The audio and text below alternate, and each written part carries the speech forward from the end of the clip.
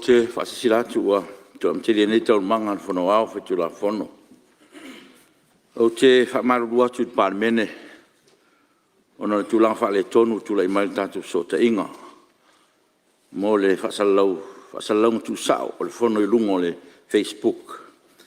O lo solonga le lei whasalau se i vanga nai le leo, e leo mwhai na maua mai e nei o tātou tangata.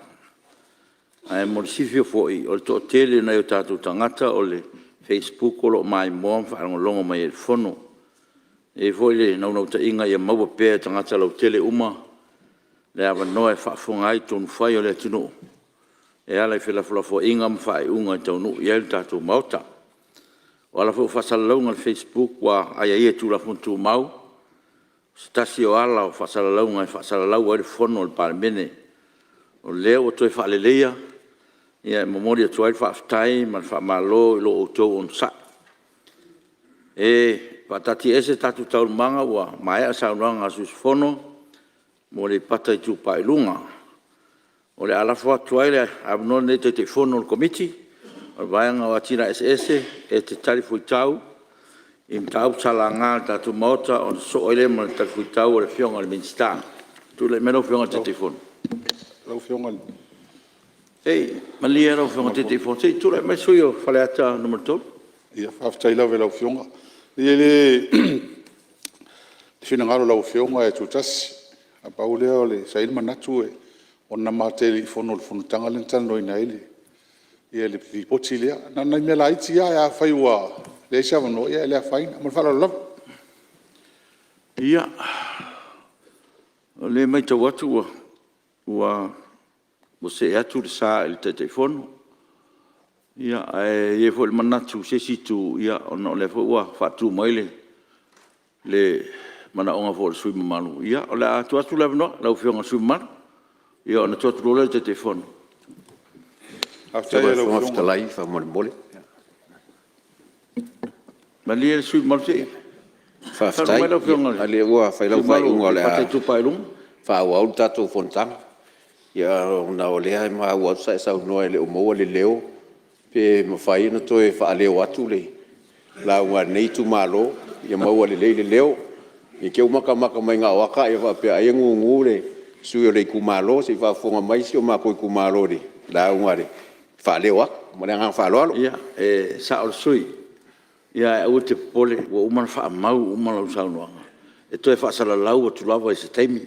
Ia ona ele foi fo tatu to foi tu tatu ngaluanga ia le fa mau e fa penau ngo tatu fono e fa mau ia o tu mul fa lo fa tai pa o mo le leo fa mul more le so fa la kus ia fa tai ia tu le mai le sui fa la tatu motor Mo le fa tai te le fionga mo le avanoa tai lava le tu so mai le avanoa la fa pu foi a wala la fionga le mo silfia le atu nu ma me se la tu la le tu ni fa te mile sa e New Zealand ia anuali sa o falo no mal to ipi ni te o fa pere o la New Zealand ma te lo tino la langi e ele me ka o sino app e ke alu ia lunga ma download le ta ko to ipi e o la so se me la langi e na le fa ale tu la fionga e te o to ipi lo mana e ta ko to ipi o la langi ato ma fa la fa fa mo la no o le nai va nga ia o fionga li poti whaftai ale te fono ma le komiti i le poti tuina mai. Ai toi fia whafsili ai nei vaianga i whamol mole o ne mātau. Ui tia 2 miliona ta la tu pelena toi le whangaina. Tau sanga i e lua. Tal tonu lesa i le COVID-19. Ia alau wa ai o tele le tupena toi. Pe e se a le tūlanga o na mafu ai le tele le tupe o le whangaina.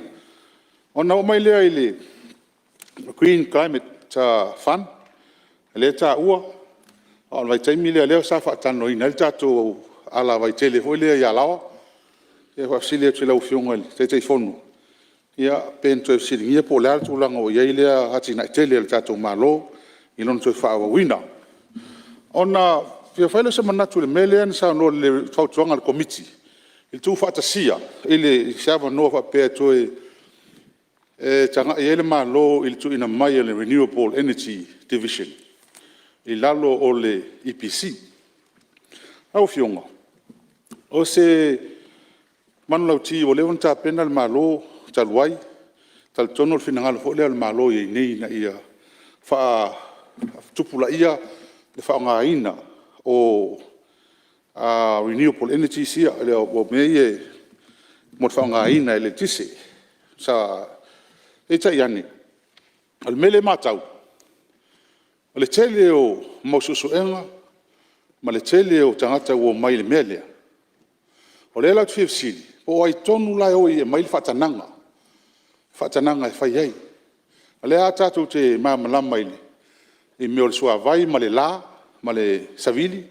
me ta o ia ma o tatu o proven a fingo le o tatu o mo no fai susuenga ma mautinoa e te lele o ngā ma e tele fo i Samoa a oisi la mea ia le tatu te vava ai tuni iai o lea e tele na mai maalu ma wale tupe ma le taimi a e ma ele mfai ele se sustainability ele mfai fa au ai pea o le mea la lea te siringi ai le tūranga lea a fai foi la tu mai le a lea tau te loa o mea tau policy e mea tau fa ton tai yala fa ton tonu le lalo tanga luengo sisio manga ai o le tūlanga le o lea o tau wa ai o le van fina mai stanga te le mea le pa o foi le se tūlou pa o ta vale o isi mo mea le vao foi le to o isi ale na fai ele este stausi le mea o le biomass fa o nga ila au foi ela kile se singa le komite tupe o le to fa o ale mai li poti te lele o nga ile este tausi apo ala mafuanga o mene o le polenga le iai o le vai ila to malea ai metotia pol ai kiefo ia o le vanga le susu ia a watolai o le EPC le lobe va feona le sota inga le a ru foi la malanga I fafo lo tal tonunga e tele na o le menari ai le o le EPC ia na ona I vaanga ia se tanga ila u fionga ai le leile tuna inga le nei man to fo ia a wai lua me on tu ia po lalo le EPC po lalo le MWTI I mea ka regulation ia wala tole pia va ia le meole o le vai ma isi tūlanga fa pena o le si vaanga le lau fionga le minsta sa ia il fina ngalo malo taluai ina ia fatu ina se tanga luenga le o le climate change si se manga ona o pe ua lau tele ngaluenga fe ngai male menari o le o ye tatona o le division fo le climate change la lo tanga luenga o talitonu foi o le tele o malanga ile mtanga luenga la fionga mista o menari po le valu super senior me ka climate si o le tau pe o le ala le sa tanga ia ile malo taluai si tulanga fa pe po fewa wa nga ia po la fo se fina ngalo le o le malo ia inele ile tulanga o le ono tula fono o le lipoti le mai male tula fono fo le o pesticides o tasi le mtanga luenga o le va li tula fono lo fa fo le mtanga luenga o le vai son tenelen tato va vai ile le tulanga le o le vai la ufanga vaula el paraquat o le o mai fa maninga te le ila fianga o le sua vai o le ea ile vai la aula mai tele ne tu o le to fa ngai nai o le la fi ma ua ono la fionga man tanga luenga le tonu lalo ia vai la auia ia po le ase fina ngalo ia le to tanga luenga ile vai la au pele I ono fa ia se pan wa le ua fa sai fiti lua filos fululen tau fi fiti le vai la aula o la ia options o la ia vai la au alternatives and fai an fa ngaina ai nga fo I fiutanga I male mistao fa to anga man la to fu mitanga luenga pe o la to le au mai a fai o le o ia fa mo ia fio si o manga ile vai la aulea ia te tau ona fa is fina ngalo o la fionga man mitanga luenga ia na nai vaenga ia no fonga fono ia tele manatu a talton o lava ia mo le taimi fa tele lava mo lava no aftai ya malo fa tai sa no ya tu mai le fonga te telefono Tal foi tau ni sum tap salanga semal. Ia, maria lau fiona te telefon se tu le mero fiona. Le fili atu a umaloa le sauna alto telefono e le te moni si avanoa. Ia, o le fina ngalo na lau fiona ma le fiona pa mi tatul no. Le la e fia fai esi na manatua. Ai le i. Ia. Ia, maria lau fiona te telefon se tu atu le no le te tai le tu ngai ana. Tali me lo le. Fiona le vong te lai. O te whamalo le komiti malato le poti. Alo o tiltilo atu le poti le nei. E 5 tausanga lea e tuai mai ai. Na saini le poti ne ia Januari. O le luafe lo futasi. O le nganga o le poti nei. Ia vave o no mai tono al maut. E vave I loa po a lu tau. O le avele komiti e vave au mai tono al maut. E vave fufo e le malolo tu. Ia ni whale tono. O le aunga atoa na tau o le poti nei. Ai alima tau sanga whatoa mesi li peku o lea o ngā akoa. E le poti. Mo le malo o lo tu. Ai mesi ia le tatou mota nei. E whaavai ai le tūlanga. O le anga I luma po le solo tua o le tatou malo. E lela lea e tau te le ai e ia te utou o komiti. On whaavave tō ngā luenga. Ma o mai le ia li poti nei e sala o pule ai le Palemene. O le tausanga ea whiwise lau o le fitu. Ano o manatua ai le Fonotaga na whanga solo. O mai lo le whai unga. E ono sfulu li poti. O le ala atango fia loa e le Palemene. Te mina e le vein komiti. Ai pingi maka ai kongo le moka. Na ona tua ea le Palemene whatu le lafo. Le ono sfulu li poti e le itala noina. Whatu le lafo e talia. Kalia le o li poti. E o noma se si e malmalama I li poti ia. Mai le aso le nā. O le koe whamaongi fo ia mtanga luenga la kou. E kusisao li poki wala kei loa. O a mea tusia. Nga mai apasi le malmalama. O le taua le nā.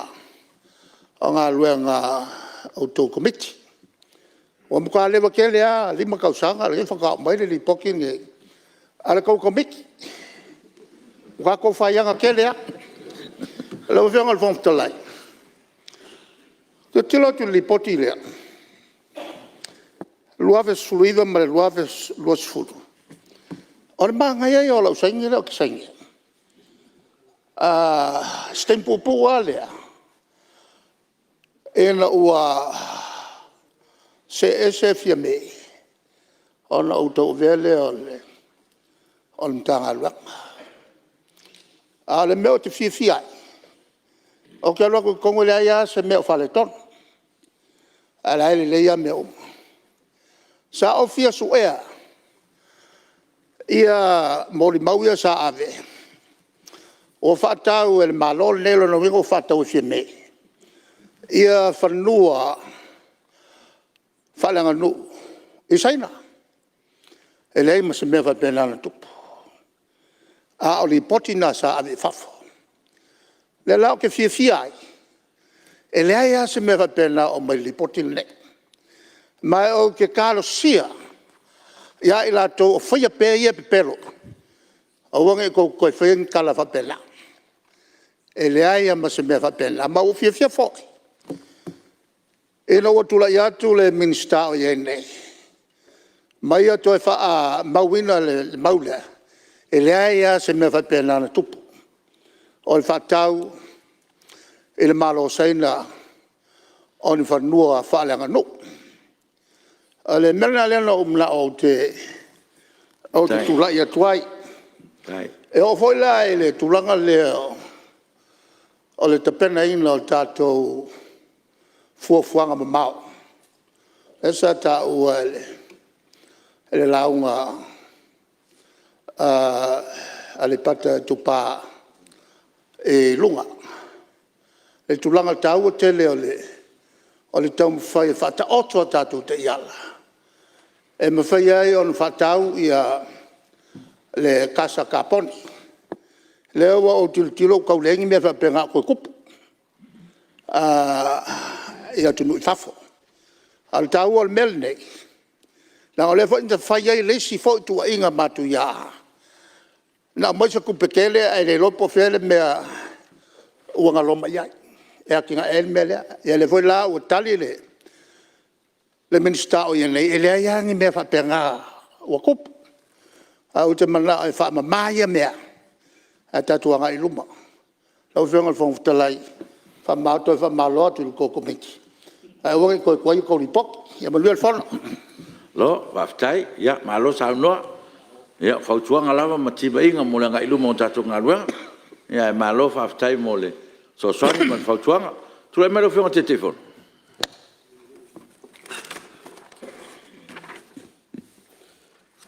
Ia, mole le ngā whaftai. Nau o whionga le whongwhitalai. O le tau veo le tātou Fonotaga. Wha whoini whawhita au leo tūlanga tau whisota ingo le nei aso. Ia, e lava me te tupu le ala ma le tātou sāwalinga. Ia, whawhitai whoi le tapo inga Samoa. Lava wapale. A wāri whaanga solonga le Fonotaga lau Palemene. Oe, mamoli le ngā whawhitai whailau leo ma Whongata mo le muli o le mātou komiti. O le komiti o whāti nae ma ngā ruanga si ese tātou mālo. I le mātou komiti lau whionga suite tai whono ma le komiti mamalu. Ia mālo le tawa mea ino le tātou komiti mai le nā tau sanga. E o mai le nei tau sanga. I ono le ilo ilo ina o le poti whai tau sanga. A mta ngā ruanga o whito i tonu ma le tātou komiti. Ia e tapo e mai la tau whaisi tātou tātou. Tusa mata upuna la ngā. La o whionga le whongwhitalai, i le saunoanga le sui mamalu ma le tu, mai ale pata i tu pai lunga. E o le tele ao lana saunoanga, mātango fie i le taimi wasola, i le masino iuni ma le neitai ao. Ia o le saunoanga whauwhautua, ia ma le langolango ino le lipoti, ia mesi o talia le malo. Whaftai lau whionga le sui malu ia. Mai ai tau fōi ma maua. Te le fōi sousi le fia lea tūlang. Ia whaftai fōi le lalongonongo mai. Ai o le tūlanga pe ona matua i le whautuanga le komiti i le vaenga mua mua. E tau tū whatasi ia le pulenga le mausianga tau le tise po le PC ia ma le vaenga leo le mausianga whafowini. O le nganga le komiti ina ia mwhai ona tu whatasi i se pulenga tasi. Ina i whawhaingo fie ai ona whaatino ngā ruenga tau malo si ango. E whao ngā e le atunu. Ia o lewa mai le talia le malo. Ia o talia fo le maranga whaafitai ni komiti. Ia e mole a ngai luma. Ia to si silpe. Ia mo nisi whainga e whawhaingo fie ai. Le whaiti tia o le whao ngā ingo le kiso ma le suao. Ai whaatupu tupu la ia. Le maua le tātou le tise i peo le la ma le suavai. Ia me se foi o savil. O le saunoanga sui mamalu o whale ata tolu. O silingi ai le ngā luenga le i tālao. Ia o le lipoti le tātou tano ino le lua afe sifuru iwa le lua afe lua sifuru. Mai tau foi il maota o le taimi leo whengai tātou manisi foi o whaamai le nāwai tau. Pe o tūlanga le nasa tau tuai te isi ai ngā ruenga mta ngā ruenga. Ia ono tūlanga tau le whaamai sa po i el tātou watunu. Ia le vaenga o le 2 miliona pe ona silingia. Salo si taimi ia tali leo le whionga le minsta i le vaenga. Whaafitai lau a whionga tai o le tuangai. Molo fina ngalo i tusai ma le neili poti. O leona o vai atu laso na saini ele li poti Whaasao lau saunoanga la so sifulu le lua ia noa le lua whilua tas. Ai whato a o mai o mātou ruma le poti matala noina la so lua au kuso lua whilua lua. O lono winga. A manatu wau nei o tai fono mal komiti. Whaamalu lua tu le Palemene mala ua whionga whanga whatalai. O le taimia na o mai li poti o mātou ruma. Whato am whai o na mātou tala noina. A sile sile I whatia ta mai sa tupu mai na mai el palot. I pe ina le te lea ia le valia. Ia mwhaatua tua ia inga luenga wha mtanga luenga. E o mai inga luenga wha atu komiti. Ia pe o le tūlanga le nana tuai mai ai. Ia ai le o whaianga le komiti tu rau fwone maota. O lo sosoro lawa le komiti whaingi wha vai. Ia malitano ino report. Ia mtu ina tu ka peneta. A wala Natalia tu ina mai. Ia o le tūlanga fo I whanua whaleanga nu lea sa whea fo I le sui mamalu. Ia o sauru report. Ia ono le report o tūlanga tau siu seo manga. Ai leo ni report in tau whanua whaatau. Ia pio le whaamamulanga lea. Ni te ua whi solo ai ia whinangalo. Ai whaaftai mo le whautuanga. Ta ua fo I mo komiti. Ina ia whaavawe vawe tatou report. Ia pio le tūlanga le nae. E lo tuai ngā luenga ni komiti. Ia o loo fua lava I report e tau ina mai. Ia pena pau ia nai vaenga la wafionga whonga whatalai. Na whea fo I saunoang. Whionga le whawhitalai na pauleo si me fi whaasa. Malia lau whionga te fono, sei, tule mera whionga te tele. Sala le o silfia ele. El te fono ntanga luenga lea. O le fo I iai matulanga o le whaamawina, whaatau atu whanua. Whanua o mia saloto. Maso whanua e whaatau. O I e whaamawina me whapena. Ia, waftai. Ia rea lafto a malamat. O whanua o mia sauloto. Ai leen whanua whalenga nu. Pea na whaamawina lana saunoanga. Whionga e whongtalai. E la mera whionga te tele tu. E langa o ia le sile sa fia el kala inga lea. Nga whaakau el vaenga la ngei. Ia whanua whaale atu nu. E la vea I fwoi ma whanua whaale anga nu. E wa ai toa e ai le tangaluanga lea.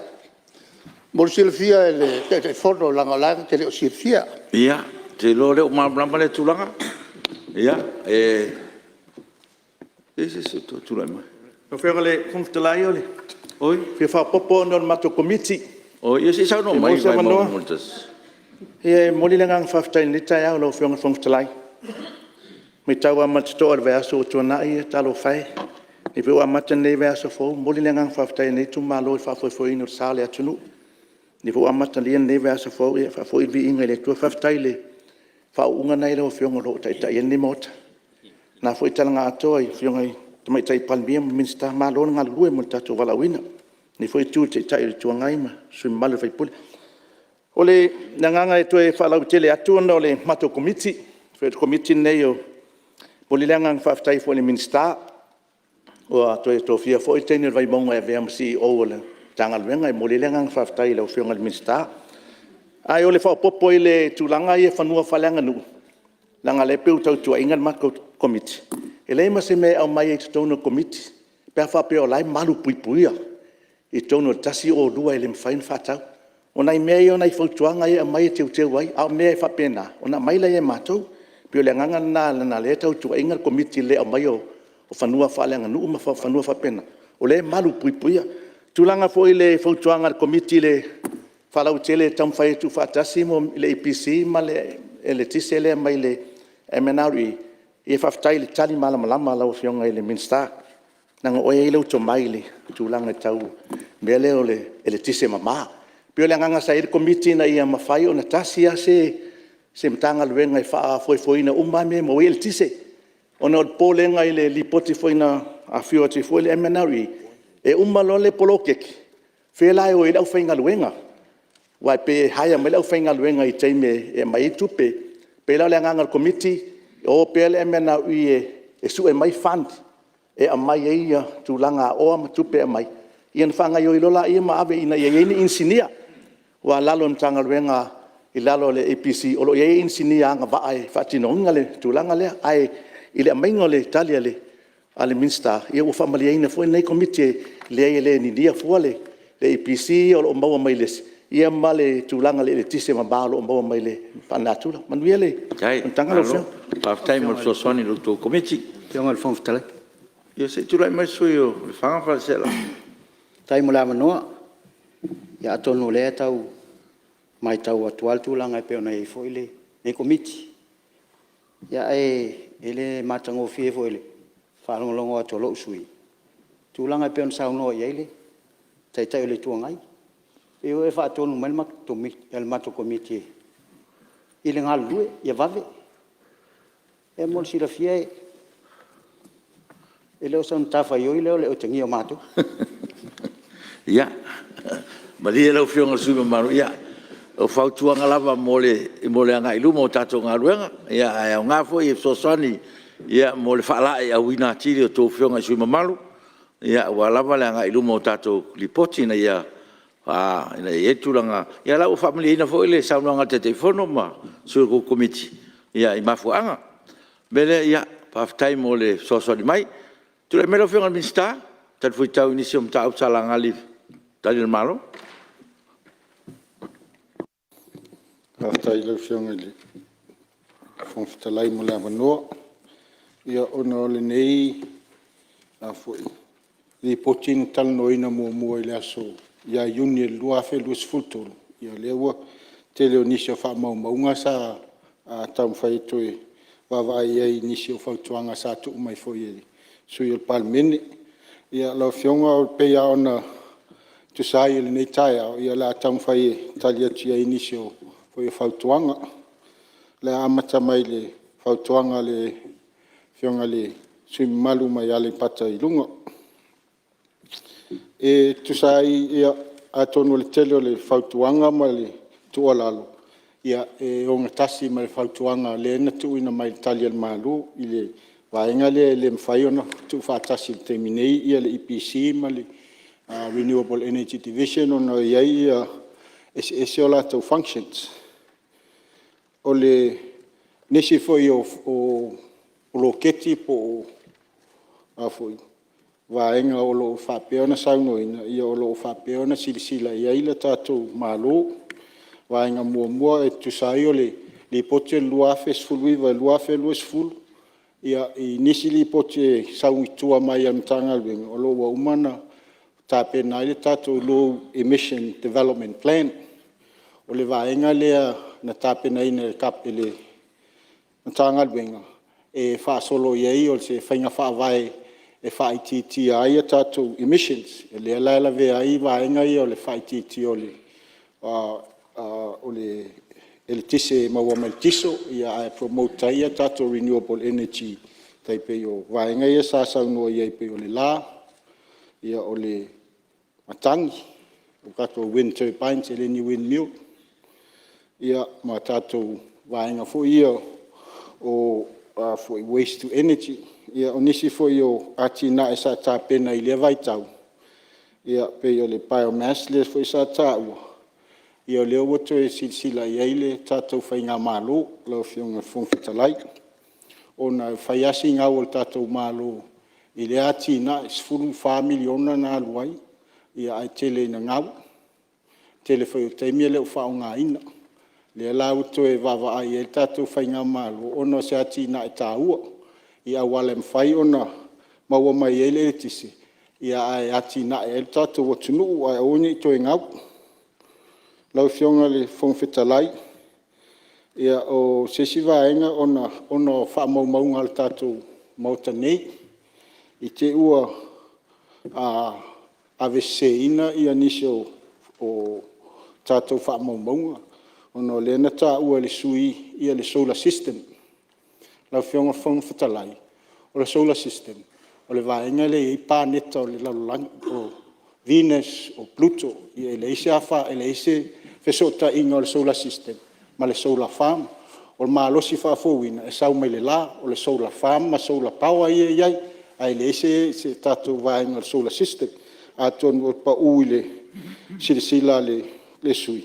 Le ise senga o vaenga ia promote tātou solar farm, o whaatoanga fui e whai e tātou e pu e le maalosi mai le la, o le solar power lai mo mai, I o lea e ngau si ele tise. O se si vaenga lo fionga na si ia fo il sui a me se fo il sui faleata. Ia o tatou a fo i po fe ave ia a tapenanga nei o tatou renewable energy. Ia tonu silafia o lo ia le tatou National Energy Coordinating Committee. O le vaenga le ia le tanga luenga o tupe. O le tanga luenga o infrastructure MWTI, ia EPC, ia mal MNRE. O le committee le o la tolo ilo ina uma ia vaenga ona le temine. Se e mai le tatou whainga malo ia nei. E tolu vaenga ia lo ave e vaenga ese. I le whaatino ino o tatou malo sianga. Ia le ngata lao o le pampensini al malo ia male afoi whaonga ina o tatou afoi. Pricing o tatou pensini. Ia au isi energy ia alua le tatou EPC. Ia whapea fo ima tatou renewable energy. O le vaenga la lea o latou te iloilo ina talo sanga tu ina mai. Ia ma afoi fuafua iai. Mai olo iai fo i fuafuanga le tatou malo o uman whata otu.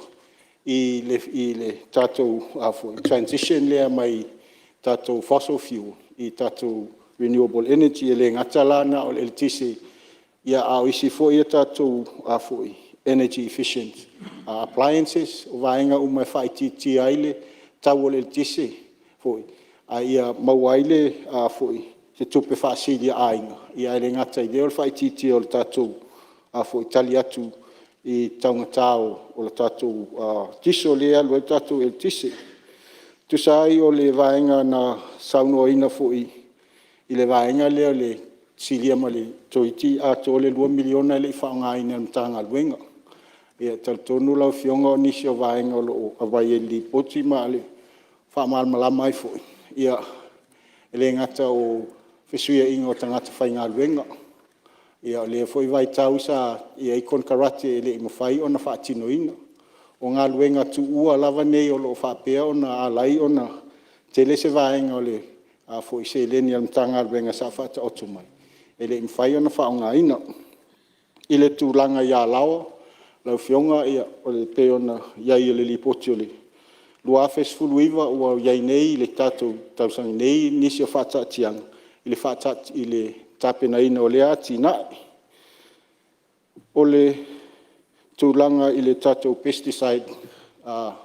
Le anata i o le pesticide puare taitai whono aile vaenga le afoi. Ofisa o whatoanga. A ia isu i al mtanga luenga. E ngā lue whata se sila uma i le ngata o Paraquat ma isi vaenga. Aolo ilo uma ia vaenga ia he aona ave esea ma awane whaatanga ina mai tonu o le tātou o tunu. O nisi fo i o vaenga o pesticides wa umana ave ese. Ia alo sila fo ia ile iai o tātou alternatives. Ina ia mawhai a whapewa tu ese ina atu ma tātou tu lafonu.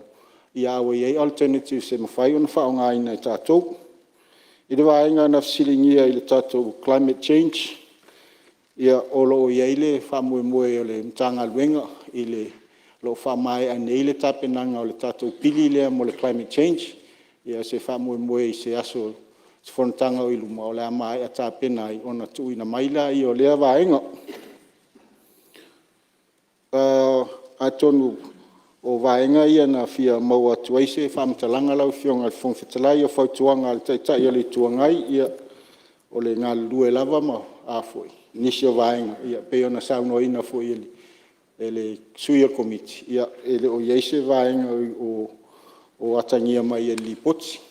Ia e whaftai mo whautuanga, nisi o whautuanga tuuina mai o le ngā lue pe ia i tanga luenga.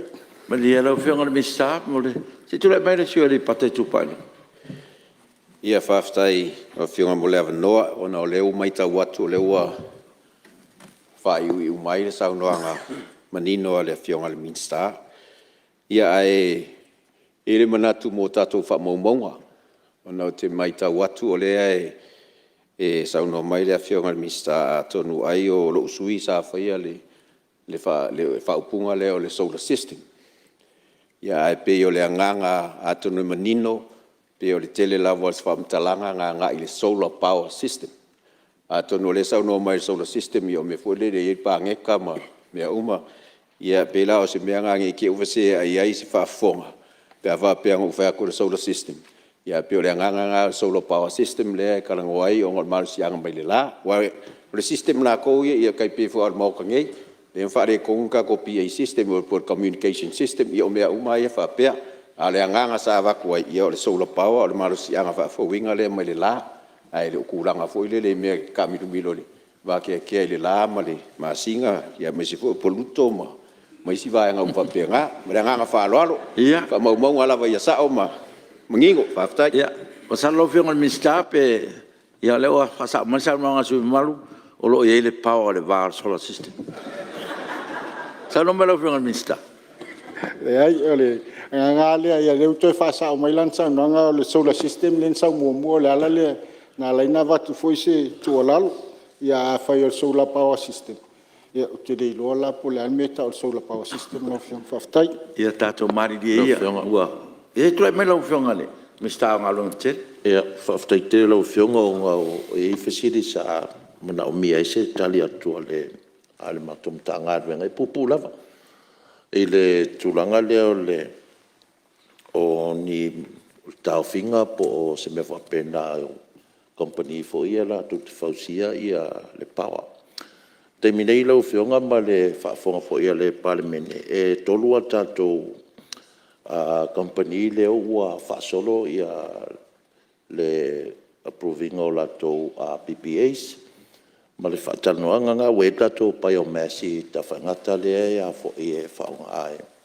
Ma o tātou pawa marikesi le suruino lapisi se tulou mauta e a whapena fo i la le tā recycle pe ona tā ua le sui o whaleata e ma o tātou tiso e whaunga ai le tātou generator. Ia ma le green energy holding o le company la le fo whaanga solo ia le latou turbine farm. Ia mo savidi. E lau whionga te whangwhitalai le tūlanga o le mtaupu le tātou pe alo o i alei pata. Ia e le oto i eise ma fōwhonga o le PC. Tātou mtanga aruenga i toi whatua ina ia se turbine. O ngā turbine ngā. Lua se lau fasu 5 kilowatts longa malos. E o mer temi ai lua ia turbine se kele pe kele anga inga. E o mer temi nge le a kos se fulu. O se kilowatt ke maua mai ai. O na le tūlanga fo ilea e le ilava le lei ia feasibility studies. E le me maua le le wind speed malosi fo le fatino ina ia tūlanga ia ai o se me taua fo ia le ia tūlanga le pau e maua mai savidi. O le si vaenga le lau whionga le whangwhitalai me tātou solar. Ia le fo ua a matanta pena ia tātou expression of interest. I le tele o company e pei whanauta ua mua. E anga i mai e fia whaia lātou solar ma tūlanga whapena. Pea no whaia tu o tia iulai. Ia ua mai a tā pena ia le vaenga na mutako whaasolo i lea. Ai ni te iua iei ia ni mawhawhaunga fo i lea whapea ia tako walua e su e le kise lea mai le mahalosi whawhawinga o le tautonunga le IPC la o whionga le whongwhitalai ma le malo le mauta. E te taua o na reserve bea ia tātou awhimori awhitiso o na tūlanga fo i lea o le taumawhai sustain le ia le tātou power. I kei mi voi e ufiki e whaafose ia kako solar panels i se paolo i tūlanga whapena i le ngata fo i nā. Te mi foi e ua tātou try up ai le season mungala i e whapena lava o na reserve tātou fitiso ma tūlanga whapena o no le teimi nei. E le o talia masalo le ua au mai whinangaron mista le mena i e talia ia tātou battery storage. Ina ia whatu mawina ia le tau whinga o le pāua lea mai le solar. Pe ona i mea nala o whionga le whongwhitalai tau whapulupula tu nei te iua. Mai eise whani ne fufo i lea i sui malo le Palemene ma le whalalo lo whionga. Malo, whaftai. Tau whionga le whonga. Ia. E whaftai o lea ua. Titu le me sui whale atu. Tula whionga no lea ua whamanino le whionga le mistanga le ngale. Me le sa o avatua. O le pōlenga le e tia. Moni le iei le Energy Board. Tangata foi le grantinga e vea lai sene e whaatanga I mene. O lea tātou te mana malama le lei. E ta amiro le lalulangi. Tele o le funding le avile o poli mea i e whapea. Renewable Energy. O le pōlenga la le iei o mai tangata maaikiangi. O mai le tau whai whaatu Samoa. E mo mai le funding. A ele sustainable. E le fitau. E lo le mena ofisile tuai. Po ai tono iei le whaino sei. Wa le kai loa. E lua mea o le development. Ma le environment. A whai o le finangalo le mistao si o manga. E te le a whai ngole. Si o manga I mea nei. O lo tala tonunga I le taun wha awawa. O a tātou te wha mua mua si o manga. I lo mei o tele o company e lensa no ele fionga le mistao ngalo. O le vana I nei. Ai avea ina I sene operator. Ono le pōlenga lea manitanga luenga si o manga. Ia ai tūlanga lea le fautuanga lea I lua fionga. Ia tātou te mana o mai lea. Ai pita ua le upenga. Ia malwhara lava, whaftai. Alo, whaftai. Ia tono leua. Mai pui whautuanga sui malu. Ia le whai whafufunga mai lau whionga minsta ma tātou malo. Ia. Si tūlai mai lau whionga minsta. Whaftai. Ia ona o le toi sosania tulawa I le whautuanga al sui. O le tāua le o le tātou National Energy Coordinating Committee. E whatala noa ai ia manaonga ma foi atunga lunga. Whalsisi o manga, ia ma whale EPC, ia ma I tū foi tau seileni tātou tupe. O le komiti la le la tau teiloi, ina ia ao oifo, o le whatino ina al PPA o le EPC ngā luenga. Ai mana o mia foi la li poti o EIA, ina ia mawhai ona a foi. A whai ua malwha malia ina se ati nai. Ua mawhai ona iai uma ia a fianga I o sisi o manga, ia mai iai foi ma fianga o tau seileni. Au ie talanoa ina ai, ona mauaila I o le whai uma. Ia a tāpena le EPC, mwhaatino e lātou ia PPA, ona o lātou e whaatauina mai ia le tise mai nei company. Whaftai? Lo, whaftai. Whionga whaftai si mea pupu a lea lau whionga. Ia, tūla mera whionga minsta. O mei o lai sene sa uno e tsu e whale ata. O le vanga I lai senge. Matau nu mai awa I lai senge o umaunga isu lai senge company. Anga pauale le whatuai renga iai. O le tau sa I linga o ngia lato funds. E whatinoi ia polokeki ia. Man whalan. Lo, ta. Whionga whangwhitalai O le o sa unor minsta. Pese si me se mai. Si whaafisiri lea I saunoanga le mista whaamona mole. Fia malamula mai le usui. Leo le saunoanga lea le mista le feasibility lea o kako wind turbines lea I alipata. Pe peo si whaafisiri fo le po ua whaangasolo la. Wa le taimin nei. Ia sa fua fo isu e suenga sa whaatino. Ngā lainga whaaku kako turbines o turbines fo le I alipaka. Ngai ka mai turbines ha. La rosi la sila lea whionga whangwhikalai mako malanga le ngai iai. O melanga ka u wind turbines ngai futie ni I sainga. Mea ke kele ia apia ngai mea ia. Peo ngā moa e peo se me foi sosoangi ka ko feasibility. Po le a de la ua sa ngoa e ke le menga design ai lua se lau monkupu kilowaki. A re penga le fia se furu ea. A peo ngai mea ia. Po u wha au la ni si mea ua mankua o le ke lea o suenga.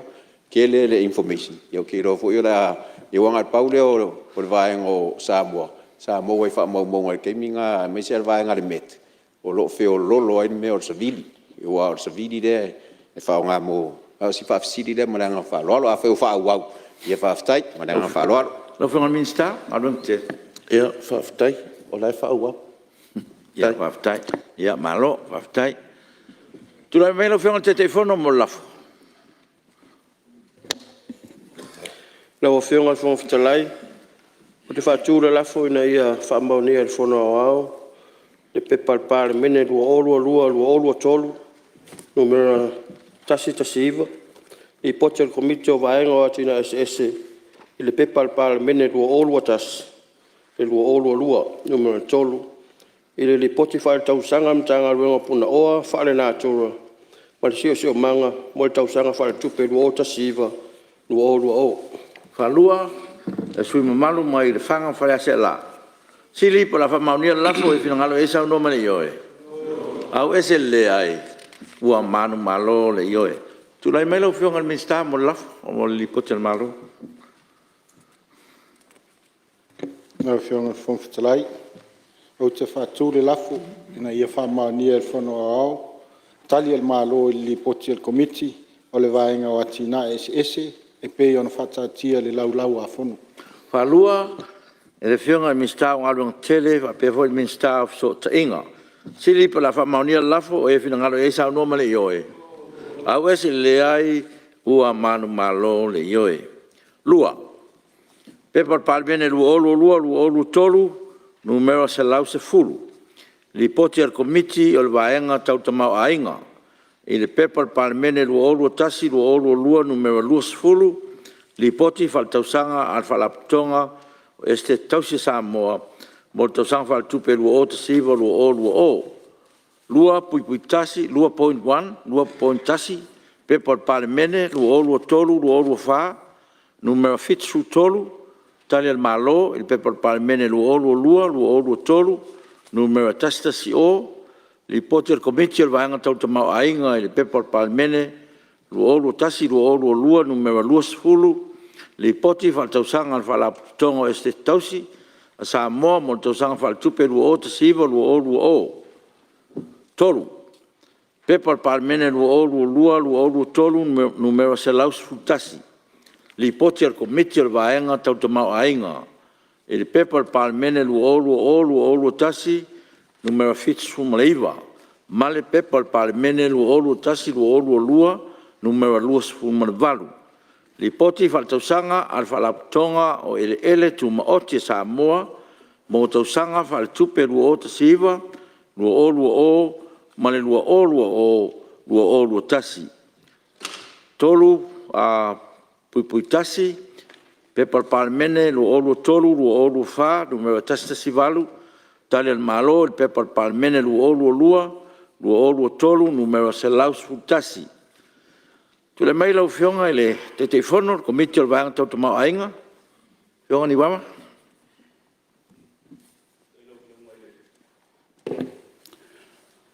Te lau fionga ele whangwhitalai. Ia, mana tufoi o le ua mai o nau tu mamalu. Te sa folau o le Palemene. Mai a foi o ne sisi le atumua o le malama i le Tiafau o sola. Ia, mana tu la o le ua o fonga tali le nganga pa ia o le atua. Ia, ono lau fiong foi o le a soani. Ne watau ai le talo i pe o nai. Tai ai le Palemene le Tiafau fa talo fa foi le Palemene o Samoa talo fa foi le atunu o lo fa pe ona fa fonga mai ai lau fionga al fonga fitalai o te fa tu le lafo ina ia fa utangia le fono a oli po te lua ale komiti o le vaenga tau le tamau ainga o lo tu ina tu ai ana sa i linga fa utuanga mai unga fono. Falua, la folia. El si malu mai farali numero lua, e va pefo inga maunga numero lua. Sili por la famaunia lafo, o e fita ngalo e sa noma le yoe. Au ese le ai, o manu malo le yoe. Ta pala o fionga le minsta o le falaptongo este tausi Samoa? Tai lau whionga whangtalai. Lau whionga whonga whetalai. O te whātū lafo ina ia whāutangia e whono ao. Tali al malu whātatau i whautuanga o li poti e lua al komiti o le vaenga tau le tamau ainga. Palua, le fionga i minsta o talonga, whapefo i minsta o sotainga. Siri pa la whamaunia lafo e whina ngaro e sao noma le ioe. Au ese le ai, ua manu malo le ioe. Ia, o le ua mai a whautangia whono au li pote komiti matari le malo. Ia, ma o le amnone i tu inatu i sus whono. Ia, teito o lua mai le tu. Ia, au wale, tātou. Tātou li poti. Ia, wawanoa.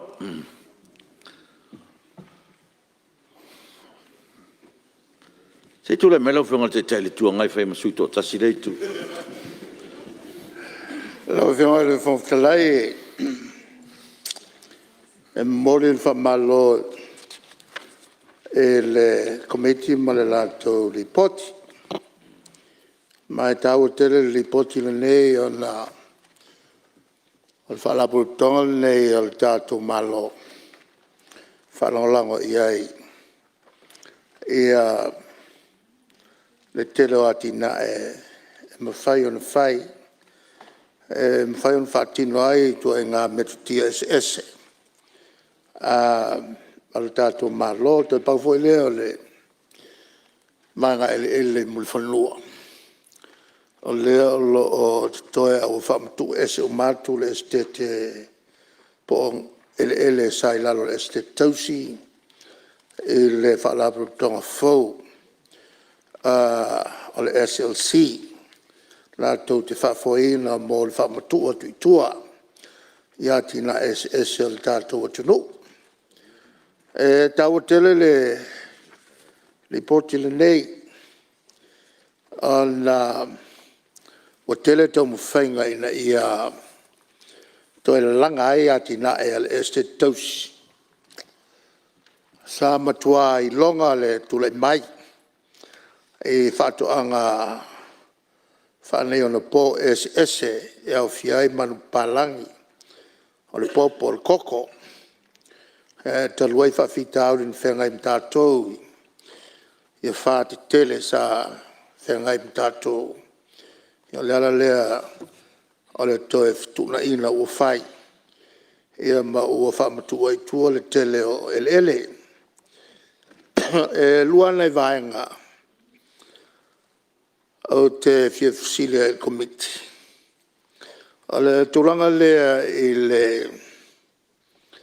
whangaina o le tātou whale lea na whatau Iau kilani e mwhai o na avatu iai o loa le este tausi ma o le nganga fōi I whaunga uma tātou exporters o le whawhitauli lea e tula mai e atu tātou exporters tangata e vea o loa Samoa e New Zealand Iau kilani a otu ua pulea uma intia mai fiti. Ia le tele o whale o loa nei. Mai la taimi e watuel tātou talo. O na nofo lea o fiti ma whaonga tātou talo le leia. Ma ta o talo mai fiti. Hai vane la tu talo susutu I lunga. Ma whasala lau o talo na Samoa. Meia na tupu wa tele ai whautuanga sa o mai il tātou kapeneta e leia on la whailawa tātou whale. Sa iai whale mo moana whai e lua. Aina toi whatau ese ona o tele ina ngā waile malo. Le lana toi la langa ai le tūlanga lea. Mai whawai ai manatu nā. Amata ele este tausi te tau ona maua le awanoa e tātou tangata ave o loa I whafo te tasi mwhaina lātou whaongaina o tele ata mwhainga tātou le tūlea whaia mangau ona le tūlanga lea fo le whaongasi se o nei whale o le whaonga e whātau wai mea le atunu, e sui atu fōi. O whai e whai mpesinisi a lātou ia e whaonga i o ia whale nei. Mena na tōpu I taimi o le este tausi. O le whawsile tuai. Po le ale whainga lea ua iei nei. Tati ia taimi ia na whale tonu e tātou ona o le tulai mai o le whamai. Whamai ilo te tele ina whainai tātou. A lela ua umal whamai. Lela le tūlanga uenei. Te whi marmala le tūle ala ngai.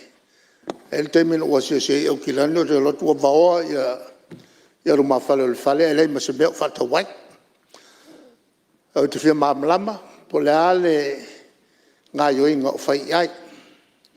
O le vaengalo no lua, o le tūlea i vanilla, ma o te whamalo le este tausi. E la tina ane o vanilla o te langona, a mau le leise maketi, e lava le tupe le este tausi o na mau mai vanilla. O te tō vanilla, ma wola, ma wailofo e tātou tangata o na whaafua, o le silela au. E mawale ia le organ, male and female organ, i le flower dust. O le mela wa tupu. O le la aule nei sa o le Amerika i sauti. Ia no atu leo o tangata oisi atunu au mai e whaole o latu atunu. Malelei loa. E whawheusua i te mai manua na o Amerika i saute e o lai. O lea la na toi mate i tū. Mai loa ai. E te tau anu whaatino manually e whawheusua inga. E whaonga e se whasila au e pe o le te leo le fitusi. O lea na umtua lava i la au e tuto. Toi paua le mele tutoe. O le sa ili o se maketi i tātou te whai paanga. Lea la sa iai le ia lātou mai Japani. E whai paanga am whai o na maua se paanga whapea. Am whai o na lotua i ia le vanilla. Au te langona o i e mawai le se tuputele le se tausi. O le whamtalanga o le la au lea e whiti whameta ngata o lea na whaia le atina e lea. A luatu le tangata malanau te popo e tumu 9-ton truck. E luaku le lo makua ngā le awha kingi pairo le kiki. O vanilla. E sili aku ngā kererang kupe maua mai tamai vanilla ia. Nei lo le uka a kole o popo ave fua popo mango. O le tūna nā tau te leai le matua una i al tātou vanilla. Mo mia ia se whai paanga. Ia maa whautuanga fo ele nā ele pūlenga le este tausi tau mwhai sa ilis tātou whai ngā paanga. Mai lātou atua il vanilla lea. Ona fo ia lo le o tulanga tau tupe le este tausi lau whionga le whongwhtalai. Ia nā nai whautuanga nā element star. O lo whawhoia le este tausi le teime lei. Alo, whawtai mo whautuanga e mese fo ile. Ia, se sila fia whapitone fo ila au au ngā le tunu. Ia, malo mo le saunoanga. Tulai mai lau whionga le. Oi, se tulai mai sui. Tumai ta eo. Ala tau sifo. Mo tatu tu sui foi le tūlea. Whaftai mo le awanoa, patalo whātui lau whionga whongwhitalai, ia le whionga tamai tai Palemene, whapea, ia minstar kapeneta, ia minstar langolango, ia tainane foi le whioa tol tai tai ma nei tū o le malui, whai pule o lo angai al tātou malo, ia ai, mo le whaftai le te fono o le komiti, le lipoti manino, e o te fia whaate pale maota i le lipote su e tusi. I le lipote le whaatau sanga le e se tausi o Samoa lua fsu i valua fulu. O lea lo iai ia le manatu whapitoa o le su e tusi. I le tūlanga e ei pele masalo pe mawhai on whaawa wina e le whaalapo tutonga. E pei o se pisi nisi alua lupea. Ai e fuafua lea i le whaalango tele i tō mai o le komiti whaatonu, whaapea le pūlenga e mawhai e iona whaauau i e fuafuanga. E le se mea fōu o leo te iloa lewa na ngaule e se tausi i sa whaifo ima mata i nisi o li poti tausanga ua tea. O le atunga lunga leo la so tusi pe mawhai ona whaauau ia fuafuanga o lo ia nei le este tausi. Tūlanga i mea tau tupe wa lea mai tau ato e fitu te sima le 3 miliona ia tupe ngau. o le tausaga lea o lau fesili lai le afioga i le minista o le a sa tatou fuafuaga i le faaauau o la tatou faalapotopotoga lea auae mai tau atu i tausaga uma e se iloga e ave ia se injection po se tupe al malo e faalava ai la latou operations ia latou totogi ia ma le faagaioina o la latou matagaluega po le latou ofisa ia ona faatoʻa mafai lea ona aʻu le faasoa a le estate tausi na o se manatu ma se fesili e faatupu manatu o leu te iloa e tele a tatou fanua o le foʻi saulilipoti o loo iai ia mea o loo toʻa ai ona e tatau ona faaao atu le suavai ma le elitise faatoʻa mafai lea ona lisi ina atu ia le tele o fanua ia e fuafua i ai e maua mai ai nisi tupe a le tatou estate tausi o le lona lua mai tau atu i tuai mea ia o loa mafua faatoʻaga o le tele vai atu le maota ma le faafofoga mai a le tatou atunuu e vai atu e 3.5 mamoe na mamate i le fuaina i le faitau o afaʻi o manu palagi ma mamoe i le ua o mea uma nei atu tonu o le talo o le tupi e tele a tatou manu mamate le tutonu i o le ala se fuafuaga i pe afai o le aufaʻi a lea o mamoe mamate le average i tausaga uma pe tasau ona faauau ia i tuaiga atinaʻi ia ona o mai lea se talamulumuli puʻupuu se manatu ua pe ona fai atu e le se mea fou a o lui tau ia tau te whiangai ma tātou ina ia iei se anga i luma o la tātou estate tau si le mea o lo tele i whanua na tātou asunu e mawhai o na whaonga ia awa nisi ati nai ona o mai le o manta ua e le whionga le taitai le tuangai o le whape mai le tali al malo o le ye le fofuanga a le lei ona whanga solo tūlanga lea la tātou export authority o lo whanga solo nei o le tali lea ina ia mawhai ona maua i nisi tupe al tātou estate tausi o la ofesili la o a mai le ngā solonga al tātou export authority ia man whaaloalo la uwhionga le whongwhitalai Malo, whawtai, malo saunoa, whawtai fu mo whautuanga. Ia, tūle melo whionga te te whono.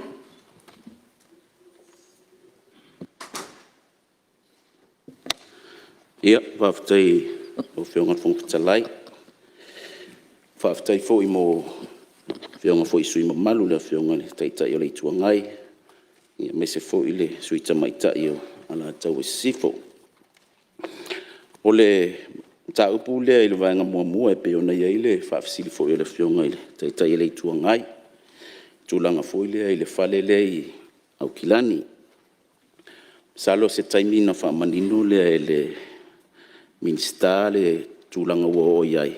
A o le sila iai fo i le tali mai al matanga aluenga. O lea ua maea ona whaata oto ia lesi ala fua ale whainga malo. Ia pe ona iai le tatou export authority. Lea ua whaapea ona whaanga solo. Ia o ina o lea la a ngā iai ia le a whionga i le minsta ia ma le mtanga luenga. Ia e toi tapu e mai iai lea a seta o le tatou malo. E pe ona iai le whale le i au kilani. E langona fo i le nganga fia o le loto.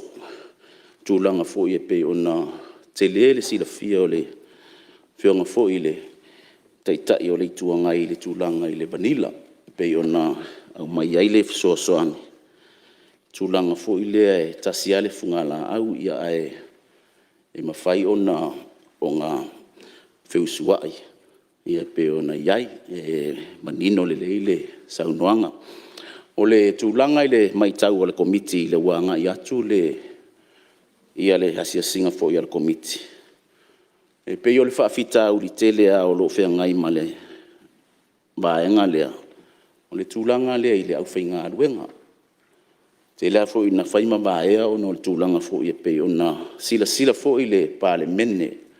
Tūlanga fo i o li poti ale ta ngā luenga ia pole tato estate tausi. Ia, le ua malama ulu ngā lue pe fo i ona saunoa le suita maita. Ia o te mo mori fo le nganga whaafitai, ia fionga fo i ofisili o pulenga sa tau mo whaia mai ale nei ati nā. I le toa fo i o le loto e uia ina ngau. Aina tau mawhaia ini au wala, ina ia tau whaola ile ati nā e nei, ona o fuafuanga le lei fo i. Sa whaata oto e le whai ngā malo ua mabai atu. E tau mawhaia ia ati nā e nei, peita. Ia ua le o ngatasi le futia ma le umele, i tūlanga fo i o le fuafuanga. Ia ma le tali mai o nei ati nā e. O le tūlanga la nā o lo iai ma te taunu atu ia ua whaititia le au whainga luenga ma ua a o lae le leia le ia fua o tātou vanila. Mōli mauina fo i le komiti le fionga i le suiteitai fono, fionga i a lautafi. Ia, ai mai se fo i o le scientisi le fionga i a fua ava. Ia o i le mātou ia saanga i atu ia masui o le komiti. Ia, mōli mauina fo i le ati nā. Ia, e pe o le whaafita au li tele nena o lo ta oto ia i le fo i ati nā. Ia, tele mea o le lava le sila fia fo i o lau whai ngā ruenga o lo iai. E whai ai ia le ati nā. E mai se ali tati nā e leo le vanila. Tūlanga i le la au e ola i lunga le vanila. Ia pe whaafewheo na whiusua i o le te unga fo. Ia o nai toa taulia nā o lo whengai ma lau whai ngā ruenga. Ia e pe o na iai le ati nā e lea. Ia o na o mai lea i le whaafisiri fo i o le suita maitai. Wala tau e sifo.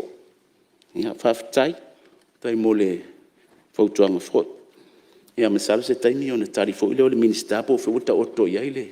Whaau au fo i o le tātou. Waenga lea e pe ia on tātou i sira fia fo i e. Fitu tesi ma le 3 miliona e pe o na sao noa sui malu. Ia, le ngau e o mai ala le taimi le nei. Pe fo na iai le lipoti muli fo. Ia o lo iai ale. Ia e manatu o le ua. Whaafonga fo i le. Por kalame ma le whaata o tonga fo i e. Fuafuanga le minista o lo iai. Ia i le. Lesi au wala ia ngā ia le tātou wati na e lea. Ia ma le tātou whaala tonga lea i sa au wala ina ia toe maua mai ai se. Tupele lea le tātou malo. E moni le saunoanga. Sa lo le tātou li poti na o na ia ia. E whaatupula ia pere ma mate o tātou mamoe. O le asia singa talua i nei, mai le li poti ono ia. Ia mamoe o tutoe. E wha ia mamoe pepe. Ia. E pea foi o nā watu. O le tūlanga foi lea i le tūlanga i le au whai ngā luenga.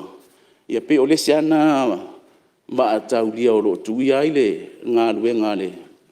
O na o le le ai o ni tangata whai ngā luenga e. E wa ai ale lei ia tātou maanga. Ia pe o tūlanga le i le au whai ngā luenga. Ia fua fo ia i le tau mwhai an mata ngā luenga. Ia. O le angangana ia ia. Sa ia ala le whautuanga fo i le. Avel wha amano si au lau whai ngā luenga. O alo ma whanau o le atunu. O lo tau mwhai ia. Le ala ua sui le. Fionga fo i le. O lo whaururu ia i le tātou maenga nei. Ia. Ua tūlai mai fo i si. Alo ta mai tai fo i le. Alo tātou watunu. Ia. O lo tau mwhai fo i lo na ia. Si la fia ina ia tau mwhai. Un tau whaola ola mai le. Tātou estate tausi. Ia. Ai. O lo ba ia le. Tūlanga fo i o lo iai. A le wata oto. Ile minsta. Ia le tūlanga i anga i le. Whauaunga fo i o le atina. Ia e mai se fo i o tupe le malo o lo whapea o na ngā ua i le tātou waenga lea. Ia pio se tali fo i tau lea. Lau fionga le whiftalai. Tau no. Se tūlai mai lau fionga le matai pāna. Aftai lau fionga i le whiftalai mo la manoa. Te manatu a le i saunoa le minsta e tu sai ma whamaumaunga o tali ale malo i le lipoti le nei i le estate tausi. Ia e aona avatupea se tala i le tūlanga o whenga whawai ma nisi o suinga taru mai le whaataatia o lipoti ia matali. Lau fionga i le whongwhitalai ma le mauta atonu le usi le fia le toe whituuna inga o nisi o mtanga aluenga. Ia ma matawhai oi matiu te o minista. Se tasi o nā swinga o le tu whaatasia lea i lalo o se matanga aluenga e tasi. Ia mata upu tau ele ele. E au fiai, ia estet tausi, ia manawhala pa uputonga o sala si. Ia male tātou whona whaatonu ele ele o i lalo o matanga aluenga o si o manga. Mai o le whaamoemoe o le malo, o le whaatula i mai o se matanga aluenga e tau o le matanga aluenga o ele ele. E ala ona o tula i atu i le tūlanga lea. Ona lea tātou te talanoa ina le lipoti i le estet tausi.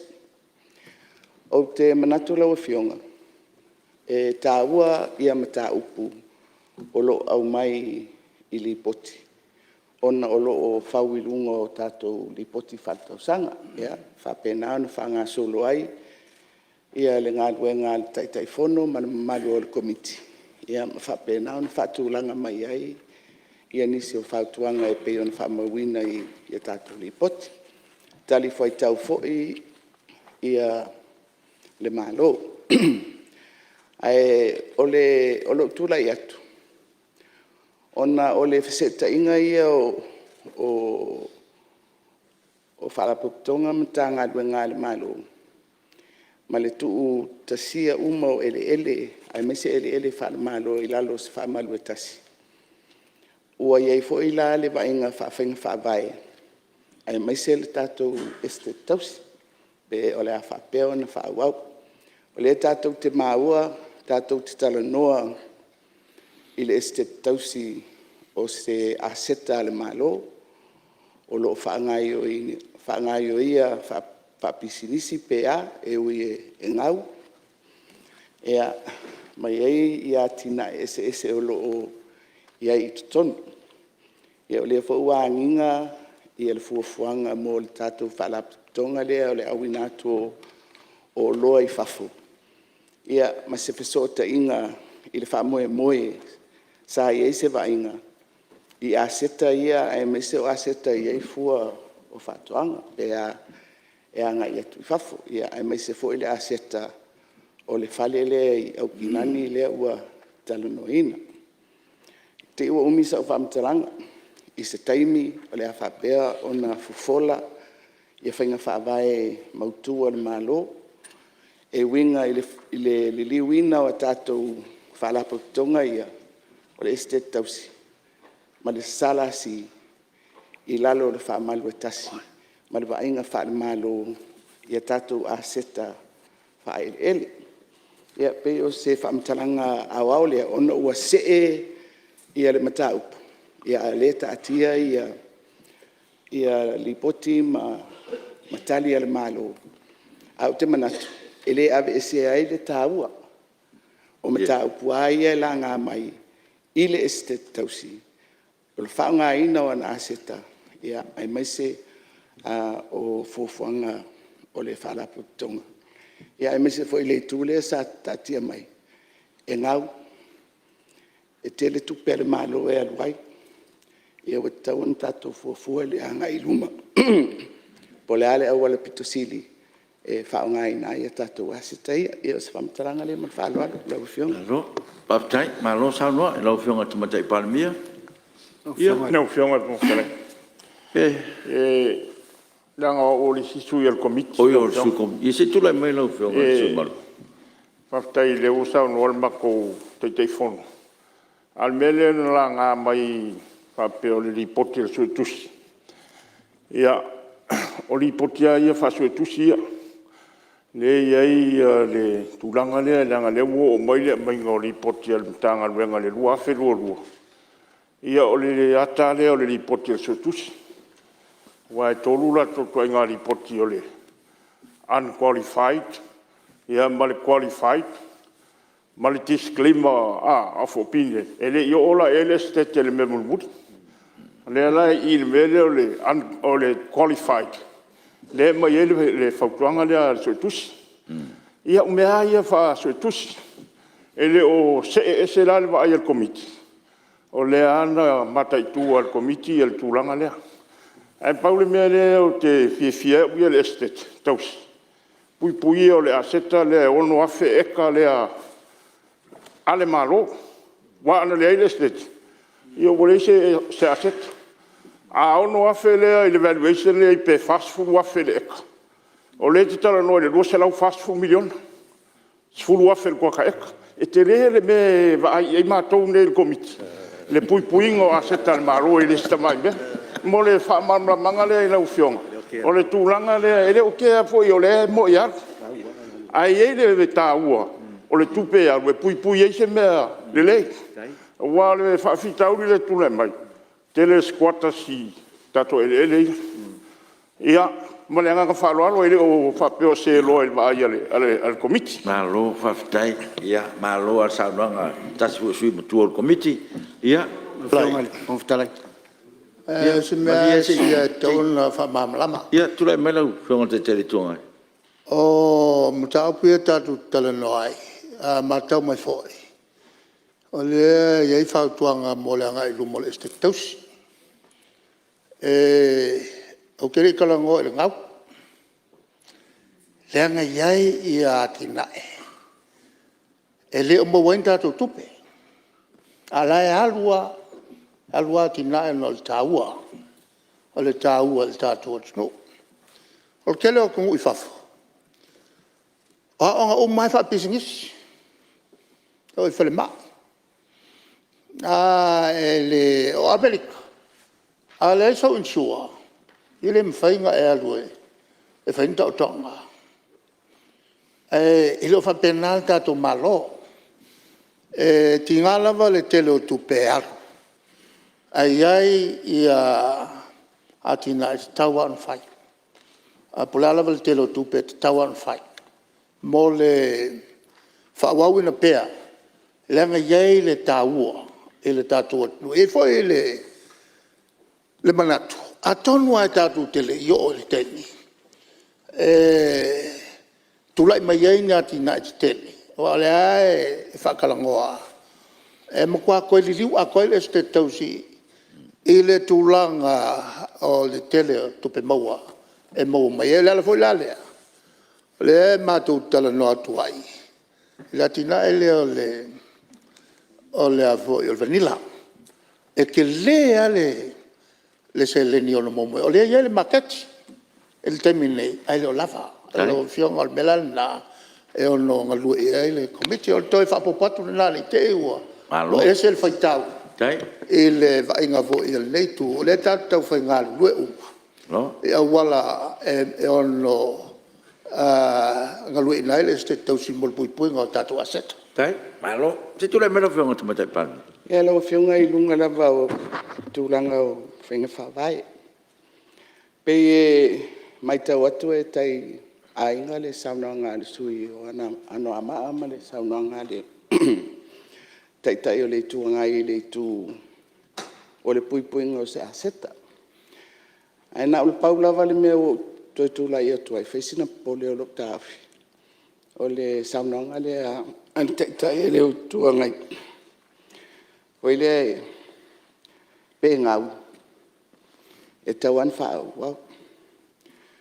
E whaitete lok tāwhi I le tau ave o se manatu whapea.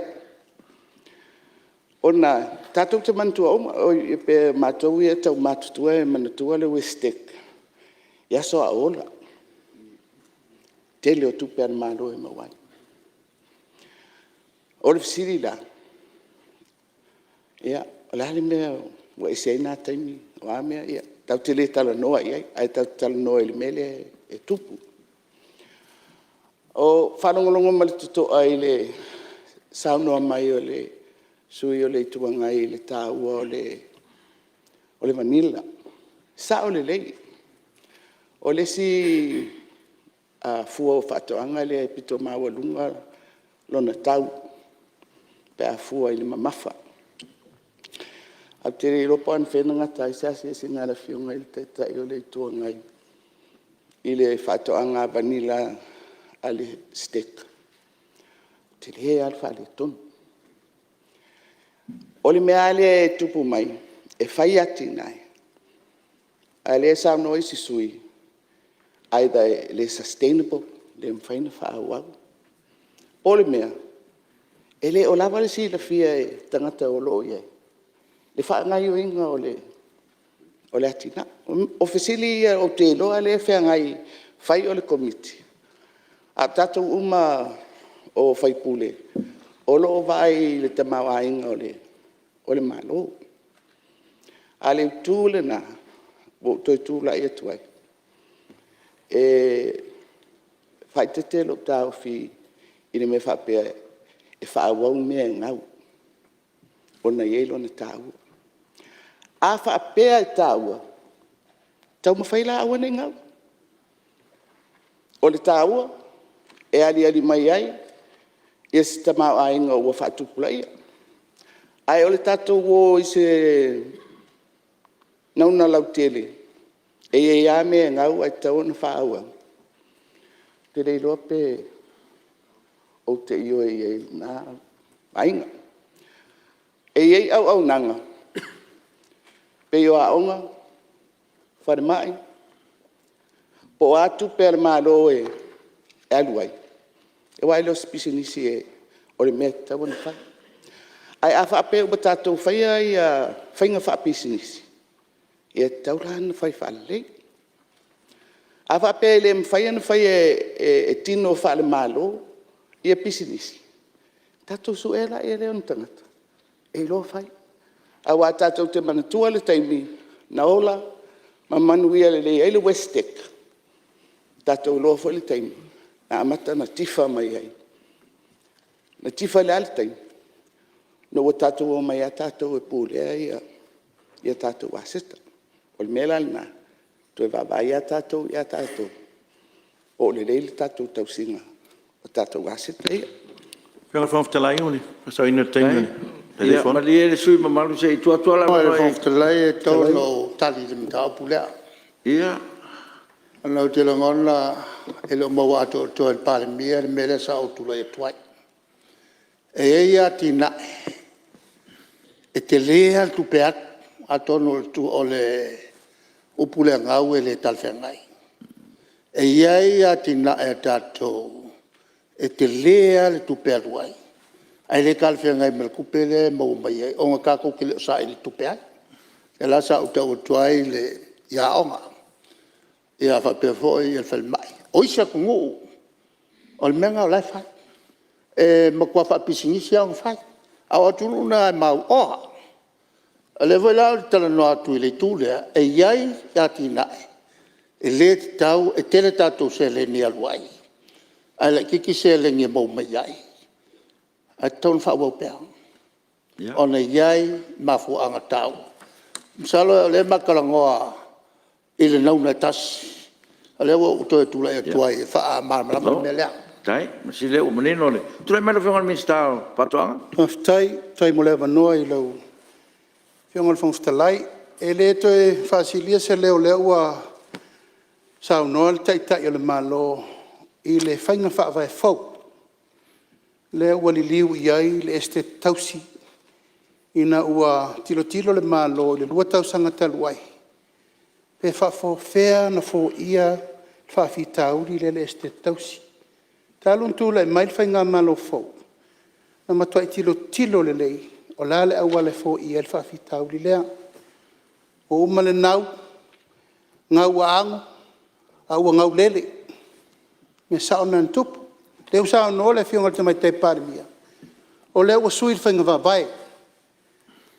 Ave uma ele lai le este tausi. I lalo o se mtanga luenga tasi. A mai umai ele le Samoa. A mai ele Amanari. A watu mai ele este tausi. Tu e tau mawhai a puti. Ele uma le tunu. Ina ia madu. Tau whai ele fua le whai le teimiri nei. Launga tasia. Le lisi ina. Ma le vainga o ele uma ale malo. Ai wo tu la ia tu langa le ua e fai li poti nei o lau te tau o vea le mtanga luenga. Ai ono le suinga wa tu lai mai. Wa mai nei whanua uma i whai unga le ufai le malo. E ave le mtanga luenga tasi e lele a le ese te tausi la bai. O le ua ta pena ai le tato mtanga luenga faulea. O le Export Authority. Wa iai le talitonunga o le mtanga luenga faulea. O le ata tau te whatu la i le este tausi i le mesa i mua. I le mela le atu ngalo e tai o le itua ngai. O poloka vanila, o poloka niu, o poloka koko, o ati na enta whai le este tausi. E le imanuia. Ai sea, le tai na lava le tupe na ave operate tai farming nei. Lava vena vai na alto lima tangata ai fitus furu eka le poloka koko. Whawhena ave na alto lima tangata ai lima furu eka le poloka vanila. Whawhena vai, e le tai lava le tupe na ave le malo, e operate le este tausi. O le ala ngau le na. Al mele o whai nei pe on sao, norte mai tai Palemene. E ave ia poloka nei o whatoanga nei lau whionga le whangwhitalai. Ma lia lau whionga te tele tuanga se wha mai pesa no angan malo na tuat whore la noe. Poloka koko, poloka kofe, poloka niu, poloka vanila. E mai lalo whala popotonga whaure la whai. E sa ili ai le awa leo atu tangata e operate poloka nei. Ma avea loi lato, e avea mo commercial farmers. E supportai. De ave inga o le tato o loa mai whawhau i commercial farmers. E support le tato Export Authority. O ina, lau whionga le whangwhitalai, le manu lau tile o tau ave le teimile nei. Ina e whatu lai se tūtino, e ma whaina o e ave le tau ave ino poloka whatoanga nei, o leito tonu le state tausi. O laua iai la au, ai le vainga. Alfa mo moe a whai whasa lau le atunu atoa. O leua iai le poloka vanila lai muri whanua, e le masuru eka, o ai se tangata e ofo ina mai sauna te fia tau a veina. Whai ia tūlanga o lau whengaluenga ma wa ai le lei, teu le lei a mau mai fua mai, lana le nā tupe a e mai lana se leni e sosani tonu mtanga luenga o le Export Authority. O le whainu ta ua le whanele eo kilani, ioe, o whamoe moe na. O le Export Authority e ngafa ma le vainga o le whalelea. E o ma iei tatou exporta le tau wha mau popo nei in tanga luenga. Whato angan whai ngā whaiwa. E whai ma drop off ia ma di vando mai tatou container o le ave i whafu. O le wha moenga le nā. O le tau ma whai atu nei whai ngā whai whaule iei nei. Mai o te talitonu. O le tali le nā atu ngalunga le sa tatou tau ma whai iei le Export Authority. O nei le aswalele nei. Mau ngā whai lai vanoa lea. E fono o mai exporters uma le tunu. Aswalele nei tar sfulu. E whafonga mai. E o mai whato a whai loa i whatasi lea o exporters uma Samoa. E ave o loa i whafo.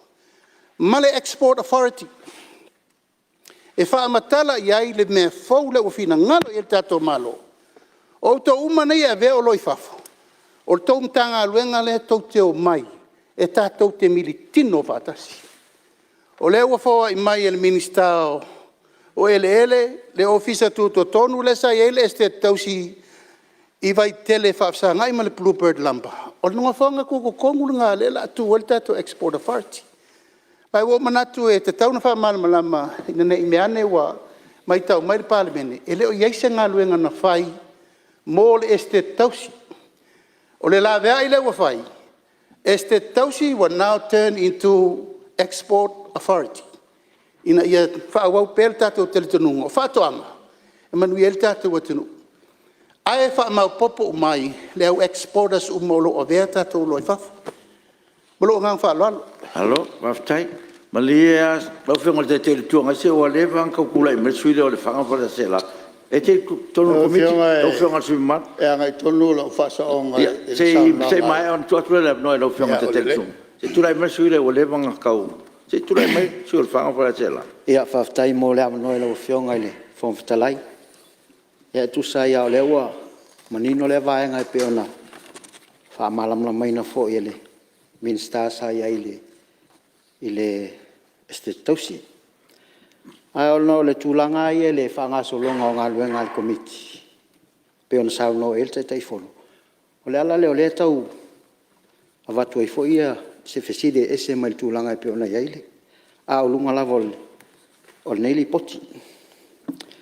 E a fua se fesili ona e tasirea o le o atu fo i o le este tausi po le o le prisili ma le il mātou fo i komiti. Sa fesilingi ai tūlanga e pe ona ele biomass project. Ona o le e maua e whai asi tele o le te le fo le whaale e tonu lo iai. E mafua se tautalanga ono le tūlanga fo i le whaatinoina. O le leia masini e whaatinoai. Le sa tālia. O le nganga na o le tau watuai. Ona e pe e maua fo i. A whape whaatau wāmal tūlanga e pe ona ele Renewable Energy. Ele taitai ona tutusale le se leni o lo mau ele. I le foi project ma le tūlanga e pe ona ele whaatau wāma. Pe le nganga le o le tau o watuai le pe ona i fo le fautuanga le malo. Ia ai pe o le nganga ia ina ia fai se fuafuanga mo lea le uti lau whainga luenga. Ai maua fo el tūlanga e pe ona iai ele o tūlanga le lei mai fo lea atina e lon whaonga ina. Ia e fia mawai se malama maanga ele te teifono. O lea le tatianga o lea project o iai biomass project. Ia male malo la haptek. O le lau whianga su malu o lea ngai te teifono la leo na mai o umano tōra rauna na tata. Lau whianga o le safa pe a umale lua o sao no le te telefono wa le fai el mat la va no el mato lua o mai o umana tali te telefono ia o le tulanga na tato tau ese se mai fa ta me no tu la tele o fiunga le no wa va le lo fiunga mo o le tula ia le wa fa fo mai o le wa a me ia fa ta tele le la o to singa fo no fo e le ia ma se me o pa ule va ia tu no fo ele no fiunga te telefono se me fi va malama ele sa ela un li potira sa le lo fiunga le fungtelai o le tulanga e ono le mai tau le li potia le komiti lo fiunga te telefono o le mai le talo sanga mo me o fio anga i fala be lave le ngaluenga ia le maua o le fianga o le malie su mama wala le fala be lave i malie su mama la mai se fa tu talo fo se o tatou o le maoto le tunu e taun tatou ngalu e fatas e tatou fo e pui tatou ngalu e tatou tula fontu mau a fai te le sao no ia o te fautu atu ia manino pea mato a maltai o le fa so atu tatou ngalu e fa pena e tele ai si mau ripoti atonu e ono a o e to fina ngalo ia tatou ngalu e fatasi mo le fa atonu ino tatou ngalu e ia te tunu no fo ia ele to atu fo il pai o mota tatou ngaruanga melea te tula mela fo te tu po family ina lo fina ngalo lo fina al fon ftela e le me fi fa sa fi tula e tuai awa le wa sa ne ale la mo lo wa no ya o te mo le tu fa tai le no le ale me fi fa sa o tātou umma tono le motel nei. E tātou te ngā se melele. E leanga o aseta ala tunu. E tātou te nau umma i a sao whanga. Le melea nau tula e tue fi whaasa. O le sao noa ngā le sami sta moa i le ste tausi. E whai e whape whelenga lai whalonglong mai tangata. E fa pe ferna le lima tanga te whainga luenga. Fa sa atu le lima tanga te whainga luenga. O langa ko kongu ngai lea wakwai ia whaupunga. O le foi au mai le whainga fau. Na o le tasia le whainga fau lea tau whalonglong atu iai. Sa amata foi ana mawhau fau e na teimi. O le tu whatasi o ele i lalo o se paulenga. O le foi la le faia na ni mafo fanga o le te talo ia tau la o fa mo Wa le tātou te au tilo po whea le whainga siri atu. Ona le lei, e tātou te lei loa. I le ano fuafuanga, le lei tātou te whainga. Ai o ane le taimi e whaatino ai. E ke le ane ka ke lei loa, e ono tupu ai. Nā le pawana le me fau a tūlanga lea i le whaamatu atu o e lisia i se le se whainga fau. O le vana whai, o le vana no voisi. Ma whai la tō watina, e leo se whainga fau. E o hoi lai o i New Zealand. Ma le tātou ofisa lai, e leo se whainga fau fau. O le vana whatau tātou, le tātou whalele nai e fau fau ia tātou mtau. A o malama i le saunua ngā le sa avitau o vea le. E ma leo kau ki ngwaku. E le ai ma se me kasi. E saunua i ai le minsta lea sa saunua. O kiri kongwinga. Ia, ma leo tātou whot. Alo. Fiona Konfitalai. Ia, sei tūrai mai le whionga le minsta le langa lewa. O peiwa. Ma oki ale, siria le kai le tuanga. Sei tūrai mai le whionga le minsta. Ia. I le te elia lo fina ngalo saunua ngā sui. E le te tonu ia tia. O le maua le va, e whai fwoi ona le te tonu me. Alo matua i o le te tonu. E o le na whato wha, mana na talo, o le te tonu fwoi. Lau whionga, o le me whi wha malamalama. O le lima le no taua. E tai lima tangata il poloka. E adu le lima tangata il poloka koko, adu lima tangata il poloka vanilla, lima tangata il poloka povi. E fa pena, la fa longo mai tanga tasha au e fa longo mai. Sa al mela tfetwai. O le tatou export authority, mo si fiere moto, o mana pasir kapeneta, it's not run. La ua umana piki langa board, tai fono, mana committee, la ua fili le lato CEO fo. Na mai lo le mele tunga lu ye te le tuangai. Se fe le poloka vanilla le vala au le tunu. O ai o le tunu o ye le to mai fa pito me to vanilla. Sa we fai mela o fal poloka le. O ai le tunu o ye la na to mai me to koko. Sa we mai la o fal se lau e ka koko le. O ai o le tunu o le leila o fai popo. Sa wi o na mai lo la io a setana matangata na o commercial farmers na. E matai tātou export authority le tau whai atu. Ai pe ua manatu e wha malama wha pe nā le winga o le mele ua tau mawhai. O lea ua whai le fofo e whai ngā malo. Pe ono whai atu talo whai le este tausi. E o haina ngau ai. O whai unga na watu i nene mautal nei. Ave umai ele pule le Samoa ai vali ano le este tausi. Wha tau me le Samoa ai maua tupe el Samolen, ai lei se tupe e ave e to e tira lo paile este tos. O mena len tupe. Ui o lea, o leo tatu wau o ina. Este tausi is now fly on the export authority. Mole rumanai. Ina i tau nuu uma mene i tatu te nau nau iei. Wha mua, wha toanga. Ono le vitu leo le tunu, leo tatu te tonu uma mesa tatu wola mai iei. Ia wha mamla mangal na mal wha loa. Tai, ia, o te tonu fu manino le tulanga, whaftai mo whirangaru whaalia. Malia, ia, sa e launga lipoti lea pe. O whionga pe o lo manatu le na langa ai whirangaru nautal ni. Ia, pa maru luatu ia, te i sanoa lau whionga sui manu.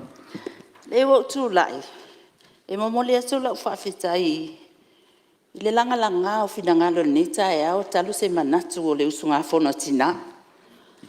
Awa o le tūlanga ia, pe ona saunoa ni sui o nganga ia e watu e manatu o ni mea lelei. O po o whea fo le tanga e alu iai, e tasi al tanga e alu atua iai, mea umanei o tanga al malo. Pe tupe ngau, pe tupe pau, pe tupe whaasili, po ua ova tupe whaalu nei lo tupe maua. O le mea e tasi. Ale nganga na matua i se usunga fono, a tina wa avea ilo sui o tina o le ila lato no foa. Ai whawhetai ia le whionga le tamaitai Palemene. O le anganga na avatu e whaatupu manatu. Whaatupu manatu po le alta to fofo o le awhai. Le i uma ia ia mo whanua. Ia ana whai atu. I lese mea fōu mea ia o tupe pa upo o tupe ngau po a. Ai peina whaatepa i li pote su i tusi. E tau a vatu wai se la ngona. Whawhetai lewa maua le tali. Le fō iwa sau noan ta mai tai Palemene. Le ala ia i lesi fō. Fō ia i whawhetau li lea tatou wola ia i lumai whai. Tai. Po le ale mea e o iai. Ai ia fō ia le whawhetau li sa tatou whea ngai mai tatou manuia telefono ni asu. Alo, whawhetai sau noan sui malu. Whawhetai whea le. Le uamana ia le sau noan pa ua le tamatai Palemene. Ia walawa fufuanga ma whenga whaawai mo le ngai lumai fō iai le. E tatu este tausi. Tulai mela whenga minsta pe e se mea te whia sau noai po o. Ia tulai mela whenga minsta.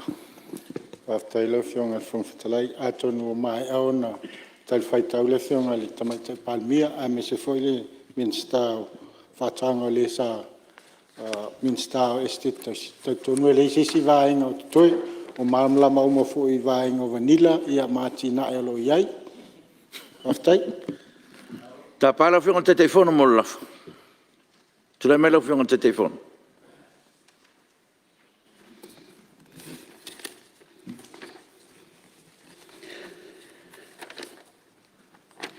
Lawa whionga i le whangwhitalai. O te whaatū le lafo. Ina ia whaamaunia e le whono au. Tasi pe Palemene, lua o lua lua, pa lua o lua tolu. Nu mela tasi o. Li poti al komiti o le vaenga tau le tamau a inga, i le pe Palemene lua o lua tasi, lua o lua lua, nu mela lua sifulu. Li poti whale tausanga, ale whale apatonga, o ese se tausia Samoa, mo le tausanga whale tupe, lua o tasiva, pa lua o. Ma le lua, pe Palemene lua o lua, pa lua o lua tolu, nu mela tasi, li poti al komiti o le vaenga tau le tamau a inga, i le pe Palemene lua o, pa lua o lua tasi, nu mela fitus ful maleiva. Ma le pe Palemene lua o lua tasi, pa lua o lua, nu mela lua sifun malevalu.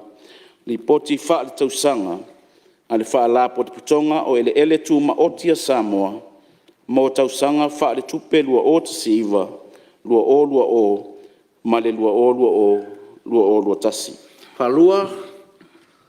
Whalua e le sui malu mai whalari numero lua, papea fo inga ngai fo maunga numero lua. Siri pa wha maunia lafo e whitangalo e sao no mali ioe. Au ese le ai, ua manu malo le ioe. Ta pala u whionga le minsta mo le lafo.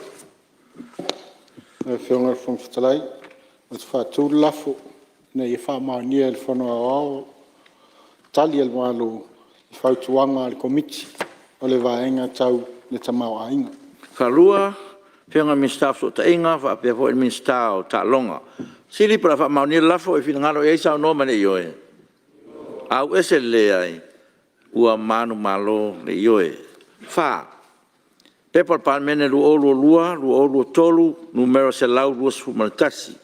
Li poti al komiti o le vaenga o atina ese, il pepa Palemene lu o lua tasi, lua, numero 5, ma le pepa Palemene lu o lua tasi, lua, numero 12 sufumanatasi. Li poti faltausanga le ofisa o le purifatonu, mo tausanga whale tupe lua o tasiva, lua o, male lua o tasi. Wha pui tasi, pepa Palemene lua o tolu, lua o wha, numero lua sifulu, tali al malo le pepa Palemene lua o tolu, numero selau lua sufumanatasi. Li poti al komiti o le vaenga watina ese, il pepa Palemene lua o tasi, lua, numero 5, ma le pepa Palemene lua o tasi, lua, numero 12 sufumanatasi. Li poti whale tausanga, a le ofisa al pule whaatonu, mo tausanga whale tupe lua o tasiva, lua o, ma le lua o tasi. 5, pepa Palemene lua o tolu, numero selau sfurvalu, li poti al komiti o le vaenga o atina ese, il pepa Palemene lua o tasi, numero selau tolu sfurvalu, ma le pepa Palemene lua o tasi, lua, numero 12 lua, li poti faltausanga mtanga luenga o sotainga mfamtalanga teknolosi, Mo tau sanga whal tupe lua o te siwa, lua o, mal lua o tasi. Lima, pui tasi, pepa Palemene lua o tolu, lua o wha, numero tosu tasi. Tani al malo, pepa Palemene lua o tolu, numero salaus fuvalu. Li poti al komiti al vaenga o ati na SS, i le pepa Palemene lua o tasi, numero salau tosu malvalu. Ma le pepa Palemene lua o tasi, lua lua, numero tosu lua, li poti faltausanga, al tanga ruenga sota inga, whamtalanga teknolosi, mo tau sanga whal tupe lua o te siwa, lua o, ma le lua o tasi. Tu le melo whengal te telefono? Nau whengal whangtalai. Whengal whangtalai. Ia. Ia whaia matu, i nai matu input. I le nai fasili laiti im tau puia. A leo vai ato la ta pale le telefono. Ora no venga vole foi la sava no mato. Ma lia la whengal te te reo ngai. E le i o atu te me, whai tatu whela whalafoa inga. O le se i tu, lunga tatu li poti. Ia, o na tua tuolo le ava noa. Aua te papole. Tu lai mai la whengal le te telefono. Laftai mo le ava noa. Lau whengal whangtalai. O te whaatu le lafo, nei e whautangia el whona o au, le poti e lua al komiti, o vaenga o atina SS, lo tuina atuai ana sa ili linga, whautuanga, mai unga whono. Whalua, e sui mamanu mai vesingano martasi, whapea fo e sui, mai whanga, ma whale ase la. Sili, o la wha maunia lafo, o e whina ngalo e sa no male ioe. Au ese le ai, ua manu malo le ioe. O te tāpā lau whionga le minsta o le official puwhatonu? Whionga wong te lai e whatalo whalmautu le nei tai au. Lau whionga o te whatule lafo, nei e whautangia le whonoa au tali al malo whatatau, i whautuanga al komiti o le vaenga o atina e sese. Whalua, le whionga le minsta o tālonga, whapea le minsta o soifua maloloina, ma le sui mai whale a lupo. Siri po la fa maunia lafo e finangalo e sa unuma le ioe. Au ese le ai ua manu malo le ioe. Ono, pepa Palemene lua tolu, lua wha, numero 5, li poti al komiti o tupe maua ma tupe tongi, i le pepa Palemene lua tolu, numero se lau fasu lua, li poti fal tausanga al Palemene o Samoa mo le tausanga fal tupe lua tasi, lua. Ono puitasi, pepa Palemene lua tolu, lua wha, numero 5, tani al malo le pepa Palemene lua tolu, lua wha, numero 5. Li poti al komiti tupe maua ma tupe tongi, i le pepa Palemene lua tolu, numero se lau fasu lua. Li poti fal tausanga al Palemene o Samoa, mo tausanga fal tupe lua tasi, lua. Tu la mera o whionga te telefono, komiti tupe maua? O whionga i le whonwhitalai, o te whātore lafo ina ia whautangia le whono au, le lipoti a le komiti o tupe maua ma tupe titongi, o loo tuina atu ai ana sa i linga, whautuanga mai unga whonu. Palua sui vasingano numero tasi, whapea fo le sui o le whanga whale ase la sili, o la whamaunia lafo e finangalo e sa unoma le ioe. Au ese le ai, ua manu malo le ioe. O te tāpā lau whionga le minsta Palemene, Samoa? Lau whionga le whangtalai, o te whaatule lafo, ina ia whautangia, il whonoa au tari al malo, whaatau i whautuanga al komiti o tupe maua, ma tupe tutongi. Whalua, le whionga le minsta tālonga, whapea minsta soifua malo loina. Siri pala whamaunia le lafo, e whingalo e sau noma le ioe. Au ese le ai, ua manu malo le ioe. Ia, o leo mai a whautangia whono au li poti e tolu. A komiti whapea fo itari al malo. Ia, o leo wanoa le neio. Sui ma malu, lau whionga te te ori tuangai, ia leo wo mai leo wanoa. Whionga le whongatalai. Se ese le tāua o le poti nei. Mai le umori fia lau ngai pea. O le ne foi tu ma a mat foi nai whautuanga mo le anga ilu mo le tātou malo. O le lipoti lea ala au tau fa ia tua ia lipoti of sota inga. Tau teknolosi fa pe fo i ma pule fatonu. I le o tōna malelaina le tulanga lea ua ua ila langi. Ua anga e pisnisi i le tūle of sota inga te le vave.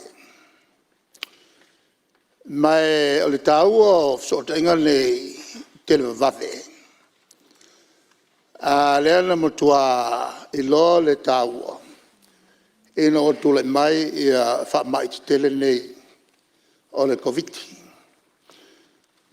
Ngā makwale ai eis of sota inga e toi whai. I le tūlanga in Fonotaga wha wā malo. Ai paua leo le mea na mwhaion wha wau of sota inga a lalang. Of sota inga te vavave i a wha teknolosi. O lona wenga o nisi ati nae lumalai. O le iaia le taltononga, o le atele ni mea forward tupu mai ai. Mai le e manofonofo le tātou atunu. E na ua amata o na ati nae le lalolangi. E na ua whamatu mai e Amerika le au penga leo le internet. E whatino ai i taua whaongai mea wha ton walma mao. Lea lana hafuai. On tātou li liu loa ave ese mai sota inga ta wirelessi mai le postal and telecommunication. Sa tasi le matanga luenga. Tanga luenga Palemene ma sota inga. Le lan tātou ave ese ai il tausanga il wafe i al teknolosi lea of sota inga telva vave ina ia tato whaonga ina lo wha business ina iauane i telengese tato o nga ngai le luma o le tele o tunu a ngai ka kukua ili taimilane nei ma le telva vave o le tātou wati na e leo wa iai. O le taltonunga le atea. Ua mawalunga le tūlanga leo wa iai Samoa. Ai mai se ina o tātou whauru whale mai. Ia company te tele ia whaava malo. Tete sell ma le Vodafone. Ona sale i maua tātou ia le tomai wha teknolosi. O le whaongaina o wala te vave. E lawa whianga le whangwhitalai. Le lau te tiltilo atu, li potine. E mole atu la whamalo. E tau mwhainga o tau mwhai ai. E le minsta ma le mtanga luanga. E le tau mwhai le ina ia whaatele vave. Le whaatupura ia pēa. Me fa le atili o tātou sota inga. A te tauan whatau ngō fie. Al mafuanga fwene na, leo te manatua. Na tātou taumwhai ai e matalani a tātou whai te toa storu. E anga ia tuai whafole la tau mai li poti lea. Wei ai ia tātou lava wireless so tai e loti wai la lot sami we ai so ta inga ale fa regional manatua cable ale fo ai le cable le so ta e tato ma Amerika Samoa fa ngal Vodafone mai so ta inga le to e fa popo atu if so ta inga vatetea ta filisa no ai tato ele tulanga o le tau le foi la wali ali mal taimil ne e tongo fiatu le tato ia le Starlink ele tulanga lava le al fa nga satellite tongo fia ma tu Starlink a New Zealand. Ma Telecom, ia tangata ia o lātou whātau mai na le rusa lau tā la le Yolet, New Zealand. A le foi lau whasa tātou al mena tau whasa. E tau tātou whasa ina me ia. Ai whakaura ka kou a tātou business. Na ia tau liai. A le ala le mele o tupu. O whaia sin taunga tātele. O tongi o so te inga nei e aluatu I lalo. O le sami. Na tupu ai leo fasiri, ai sal me whatau ai, o I whatau tai. A le fail competition. O la fasiri, e ave tonu al regulator, o le alau kou meo whai. O me hia kaun kou wawai ai. Ia whatau ngau fie, ia tātou so ta inga ia luatu I lalo, tātou lava gateway whafo. Ai leo maua tātou tupeo ai runga. Ia malisi tu whaingatala. E whaingatala on tātou pūlea content. A wā tātou whanau. Lau whionga le whongwhitalai. On tāu pumomona nao. Whawhitaia ia tete sel. Pape fo I mal Vodafone. Ia lipoti leo mai. Ia tau mai ai. E lua se lau, walata ile lua se lau pau whasala lau. A nei company mai on whatino ina. I nei ngā luanga te tele. Ua mautino ai le o atu au nanga tau sota inga to tele o mamadu. O le atunu. O le tau ala o whianga o le whaupunga le. A vea sei le mawhauwhaunga lea le iai. Whai tio ai ile o mai o le Vodafone, whai mai.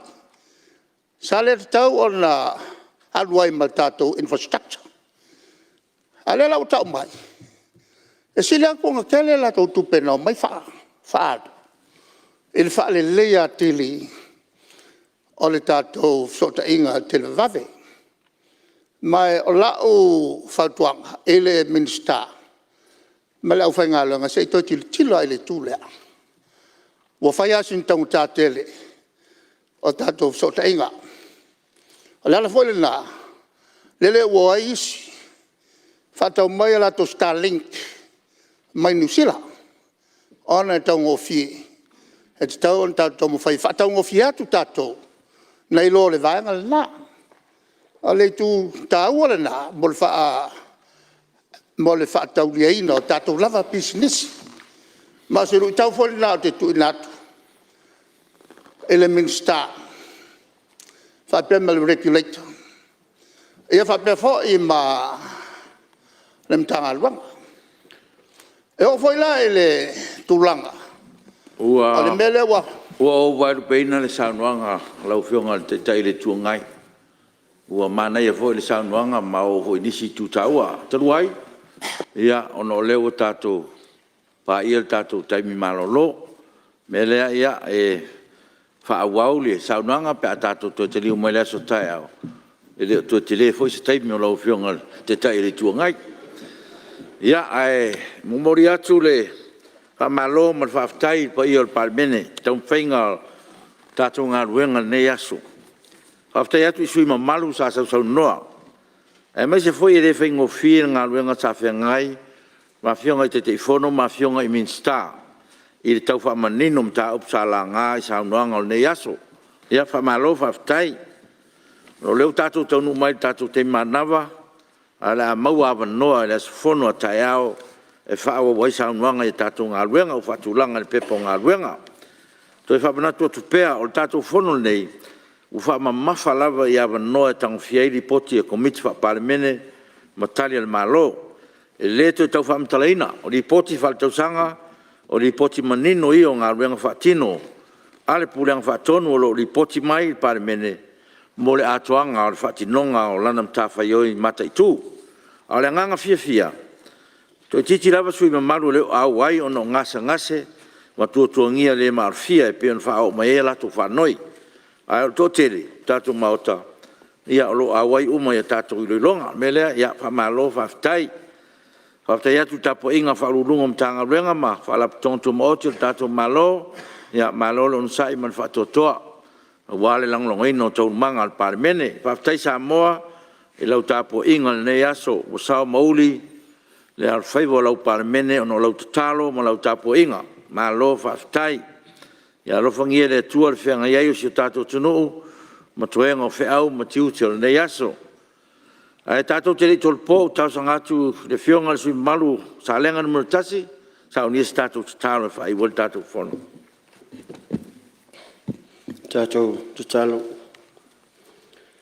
Ua whesangisangi ai fia tai o le atu nuu o Samoa lo mātou o tua. Mātou whaasoa fo i leanga le lei o lau fiong. Ai le ngalo la mātou whaafitai ma le viinga. Mātou te whaaleo ia te oi. Wana le se au noa lo walofa tau muli ia i mātou. Mātou te le maua le ne yaso fono. Mātou ngō fie. Whaafitai lo mātou o tua i lau tau singa. Samoa au. Mai lava i le au ma malu o le malo. Le Palemia ma le kāpeneta. Le whafonga whetalai ma le pinei Palemene. Ale ngata i nā. O le tāpua inga. A lau au whainga ruenga ta tofi. O sui wa aia o lau o fionga i le lalo langi nei. A wale lau ngaino o lofi na ngalo. Whaafitai lo wa lofa. Wa mātango fie Samoa i la mātou wa ai. Ala mātou mai tau. Ono lo wa lofa le mawai mo lo wa tunuu. Ua whaavai i a te oe ma lo ma malu. Whaafitai le nei aso. Lo nganga pa ia fisoa soa ni mai. Wa mai a Fonotaga le nei aso. O le leo le fia ma le manuia. Wa mātou whaalongo ina ma langona le nei aso. O mea uma wa mātou whaia. O mea uma mai a te oe lo mātou o tua. Ai mātou te afe. Atu lo mātou le ia i a te oe. O le nei Palemene. O se Palemene lava i nā fuli tua i a te oe. O i mātou lava o ni tai e le a te o toa i o luma. Alofa maia. Whamangalo lau Palemene. O tai na to tofi e lau atunuu. E ala le tu mo muso lau nganga. A whai wa mātou se a whai fwoi wa mātou whaatamala. Whaatonu fo lau mai la mātou sāwaling. Mātou tālu sia le nei aso. Nā ta ape lau atunuu. O e wa mori mawina le nei aso. Whaarurunga o matanga luenga. Ai mai se lau Palemene. Ia mātou ta ape lava ma le manuia mai ate oi. Turi loa ina i mātou i wa au whaola. Sausawina i mātou le toto le tama i mā moe o le whengainga. Ina ia mātou taunu i o mātou manuia i o mātou wainga. Mātou tālu sia fo le tapua inga lo tunu o Samoa wao. Mātou tālu sia le tapua inga la uwhainga ruenga lo tatalo mo i mātou. Ai a Samoa i atunu ma mau ma Samoa nei. Ia iai o manuia i mātou uma. Tō mau mai o mātou runga lo manuia keriso ma afuta i mātou. Ma loua nganga pa ia nei ia o le whaavavau lava. Amen. Malo, whaafitai. O te whasisilatu wa tolpo nei tol manga whono awhai tula whono. Te uria le tula iwa tol sfulu. Le as whono a tai au.